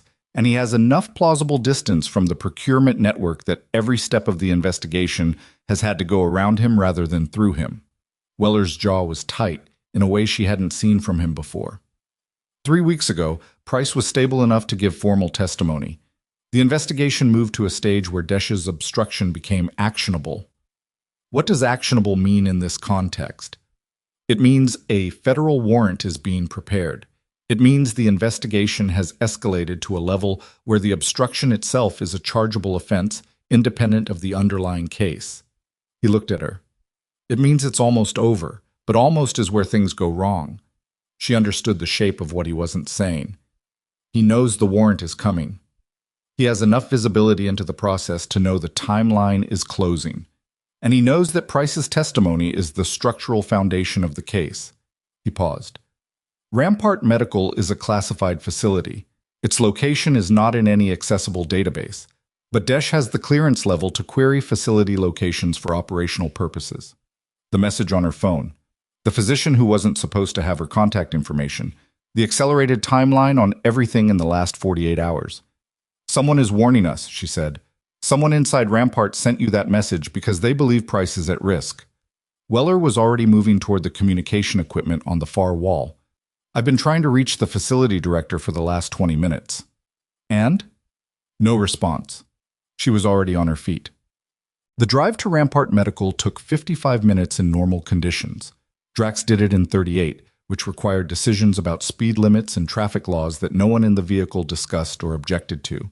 Foran had stayed at the facility with Vane, who was in no condition for another vehicle movement. Cade was still in Overwatch breakdown. It was Mara and Drax and Weller in the front vehicle, with 2 additional personnel from the facility following in a second truck. Weller was on communications for the entire drive, working through channels, trying to raise Rampart through primary and secondary contacts. At the 20-minute mark, he raised someone, not the facility director, a night duty administrator who confirmed that the facility had gone into a security protocol 40 minutes ago and that external communications had been restricted. Restricted on whose authority? Weller said. A pause. A Colonel Desh, sir. He presented credentials and a transfer order for patient Price. The facility director is currently reviewing the order's validity. Weller looked at Mara. She was already looking at him. Tell the facility director to delay the review as long as procedurally possible, Weller said. We are 20 minutes out. He ended the call and said nothing for a moment. The vehicle was moving at a speed that made conversation feel secondary to physics. A transfer order, Drax said. Forged or legitimate, it doesn't matter at the moment. Either way, it buys him access. Weller's voice was controlled in the specific way of someone controlling something that wanted to move faster than the situation allowed. If he moves Price before we get there, the investigation loses its primary witness, and we lose the timeline. Mara looked at the road ahead. The terrain was transitioning from open desert to the suburban periphery of a small city, the kind of place that existed at the edges of military installations, logistics businesses, chain restaurants, the infrastructure of a population that served a function without being officially part of it. Rampart Medical would be somewhere in this terrain, unremarkable exterior, significant interior, the kind of place that disappeared into its surroundings by design. He won't move him, she said. Drax glanced at her. How do you figure? A transfer order is cover for access, not exit. If he wanted to move Price, he would have needed transport arranged in advance. A transfer order filed 40 minutes ago doesn't have transport staged. She looked at the navigation display. He went in to assess whether Price has given full testimony. If the testimony is complete and on record, moving him doesn't accomplish anything. If it's incomplete, moving him prevents completion. So he's in there reading case files, Drax said. Or trying to. Weller was on the phone again, different channel. She could hear the other side of the conversation, someone with legal authority, and the particular clipped speech of someone who'd been woken up and was making decisions at operational speed. Words like warrant and obstruction and immediate authority to detain. The warrant that had been being prepared for Desh was apparently capable of being accelerated. At the 37-minute mark, the facility appeared, a low building set back from the road, surrounded by the kind of landscaping that was intended to look civilian and succeeded well enough that you had to know what you were looking at to see through it. 2 vehicles in the parking area that hadn't been there at shift change, according to the facility's own monitoring system, which Weller had accessed through the second phone in his other hand. One of those vehicles was registered to a Colonel Harlan Desh, active duty, current posting, Forward Logistics Command. Drax pulled into the facility entrance. The second truck came in behind them. Weller was out of the vehicle before it fully stopped, moving with the contained urgency of someone who had transitioned from the communications phase of an operation to the physical phase. Mara was out a half-second behind him, Drax on the other side. The facility's night security desk was visible through the glass entrance, a guard, standing, visibly uncertain, with the expression of someone who had been the lowest-ranking person in a room full of people making consequential decisions, and was hoping the situation would resolve without requiring him to do anything that would later be reviewed. Beyond the desk, a corridor. And at the end of that corridor, a man in uniform who was in the process of turning around. Colonel Harlan Desch was in his mid-50s, with the bearing of someone who had spent a career being the authority in rooms and had never been in a room where that status was credibly challenged. He turned and saw Weller at the entrance, and the expression that crossed his face was the specific expression of a man whose calculations had just encountered a variable he'd assessed as negligible. He looked past Weller, found Mara. The expression changed again, becoming something harder to categorize. Not fear exactly, but the particular response of someone confronting the proof that a thing they'd believed settled was not settled. He recovered quickly. Career officers at his level were good at recovery. "Commander Weller," he said, with the tone of someone establishing the social frame of the encounter before the encounter could establish itself. "I have a legitimate transfer order for Colonel Desch." Weller's voice didn't rise, didn't sharpen, just landed with the weight of someone who had the backing of a federal warrant and knew it. "You are being detained pending review of evidence in an active federal investigation into procurement fraud, material diversion, and obstruction of justice." The corridor was very quiet. Desch looked at the two additional personnel who had come in from the second vehicle. He looked at the security guard, who had taken 3 steps backward and was finding the wall behind him very interesting. He looked at Drax, who was positioned with the casual effectiveness of someone who knew exactly where to stand to make a room's geometry work in his favor. "This is irregular," Desch said. The word choice was interesting. Not "this is wrong," not "I haven't done anything," but "this is irregular," the language of a man defaulting to procedural objection because the substantive objections had stopped being available. "The irregularity has been authorized," Weller said, "by authority above your clearance level." Another silence. Mara watched Desch's face go through a sequence of calculations that were visible in the way faces were visible to people who had been trained to read them. Not the emotions themselves, but the structure of the processing, the architecture of a man determining how much of his position was salvageable and arriving at a number that was smaller than he'd expected. He looked at Mara again. This time the look was different. Not the confronting a variable look, but something rawer. Something that recognized that the person standing 12 feet away had been in the vehicle he'd arranged to destroy, had survived it, had spent 11 months being documented as a degraded operator while an investigation assembled the case his interference had been trying to prevent. She looked back at him. She had nothing to say. Everything worth saying was already in the file. He was removed from the corridor with the particular efficiency of people who had the authority and the physical capability to do so and were not interested in the theater of resistance. The security guard made a phone call. Somewhere in the facility, a door opened and the sound of medical equipment was briefly audible before the door closed again. Room 14. Weller looked at her. He didn't say anything. He didn't need to. She walked down the corridor. 1. The room was standard medical configuration. The equipment, the lighting, the particular smell of clinical space that had been occupied for an extended period. The bed was elevated. The man in it was thinner than she remembered, with a healing pattern across the left side of his face that spoke of significant burn treatment over a long period, and eyes that were open and oriented and carrying the specific quality of someone who had been waiting for something and was now, at 0517 in the morning in a classified medical facility, watching it arrive. Devon Price looked at her for a moment without speaking. Then, "You look terrible." "You look worse," she said. "Fair." He adjusted against the pillows with the careful movement of someone managing pain that had become so familiar it was just a feature of existing. "They told me you were in a training program." "I was. Failing it, from what I heard. The performance documentation is being reviewed." He looked at her with the eyes of someone who had spent 6 months in a bed with nothing to do except process everything he knew. "Desch is in custody." She paused. As of approximately 10 minutes ago. Something moved across Price's face that was too complicated to categorize. Not relief exactly, or not only relief. The particular response of someone who had been holding something for a very long time in a position that was damaging to hold it, and was now, finally, putting it down. I saw him, Price said, at the detonation point. I couldn't identify him from the distance, but I knew the equipment configuration, the command device. It was military spec. He looked at the ceiling. I've been trying to figure out how to prove it for 11 months. You didn't have to prove it alone. I didn't know who was compromised. He looked back at her. That's the problem with this level of thing. You don't know where it stops. She pulled the chair from the corner of the room and sat in it. It was a bad chair.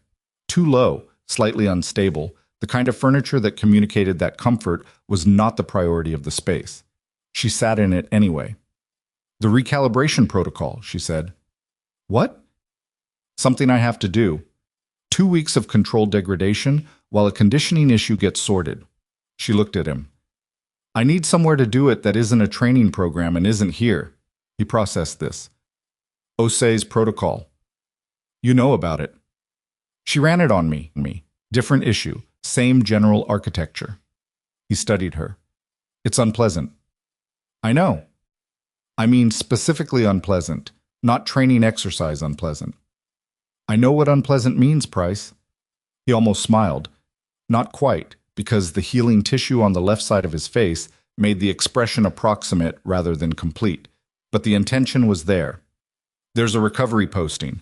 Technically, it's an instructor slot at a training command. Quiet. No active operational temp. You could do the protocol there. She looked at him. How do you know about a recovery posting? Because I asked Weller to create one when I heard you were in the program. He said it without particular emphasis. Seemed like something that should exist. She sat with that for a moment. A man who'd been in a hospital bed for 11 months, managing his own recovery, and a testimony that had just brought down a colonel, had also been arranging a professional landing spot for the person he'd believed was the only other survivor of the thing that had put him in the bed. You should have been a logistics officer, she said. I'm too impatient. He closed his eyes briefly. The medication schedule was visible in how quickly exhaustion surfaced when he stopped working against it. The investigation, is it going to hold?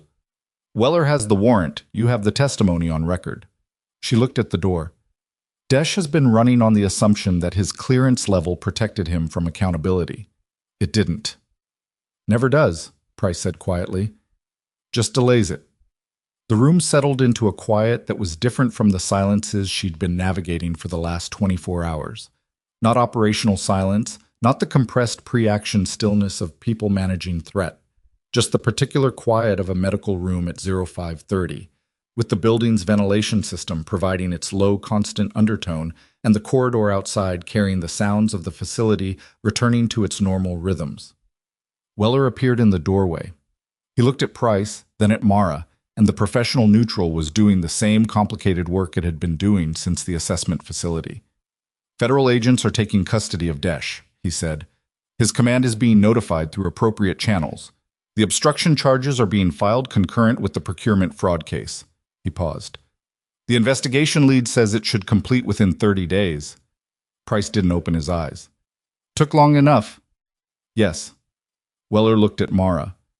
There's a debrief scheduled for 0900. You don't have to be there if... I'll be there, she said. He nodded, started to leave. Weller. He stopped.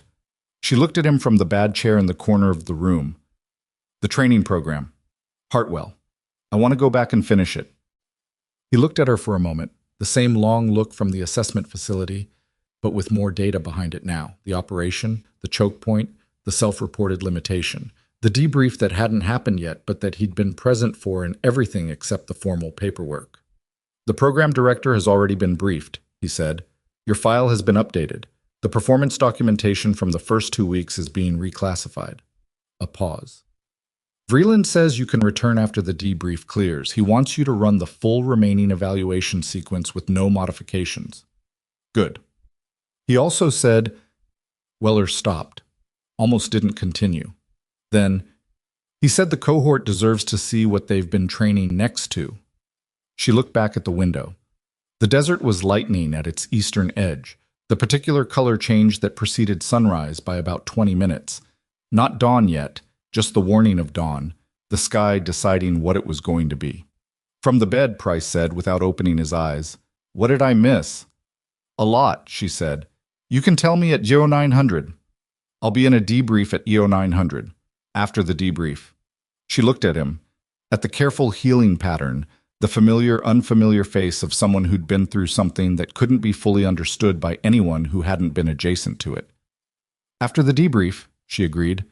She stood up from the bad chair, left it slightly displaced from its corner position because she hadn't straightened it, and moved to the window. The desert was still doing its pre-dawn color work. The facility was quiet. Desh was in a vehicle somewhere between here and a federal holding process, with the warrant and the evidence, and 11 months of investigation that had finally reached the point where his clearance level was not enough insulation. Her phone buzzed once in her pocket. She pulled it out. An email notification automatically forwarded from the administrative system at Hartwell. Subject line, Voss M. Program status update. She opened it. 3. Documented performance record. Weeks. Reclassified per Operational Directive 7 Alpha. Effective immediately, subject's program standing is reinstated at full evaluation credit, pending completion of remaining assessment sequence. Cohort notification to be issued at morning briefing 0600 today. She read it twice. Then she put the phone back in her pocket. Cohort notification at 0600. Which meant that in approximately 30 minutes, in a classroom at Hartwell that smelled like recycled air and institutional coffee, Master Sergeant Vreeland would be telling 32 trainees, including Rourke, Garza, Lynx, and Pitts, that the woman they'd watched fail every drill for 2 weeks had not been failing, and what the 2 weeks had actually been. She wondered what Rourke's face would do with that information, whether Lynx's pleasant precision would have a category for it, whether Garza's quiet recalibration would continue its trajectory or hit a wall. Price's breathing had steadied into the rhythm of sleep. The medication catching up with him, the adrenaline of the past hour finally clearing. Weller was still in the doorway. He had the look of a man who had several things left to do before 0900 and was giving himself 60 more seconds in this room before starting on them. The instructor slot, Mara said quietly, not waking Price. The one at the training command. Who else knows about it? Price arranged it through me. It's in the system as a recovery posting. No one else needed to know the specifics.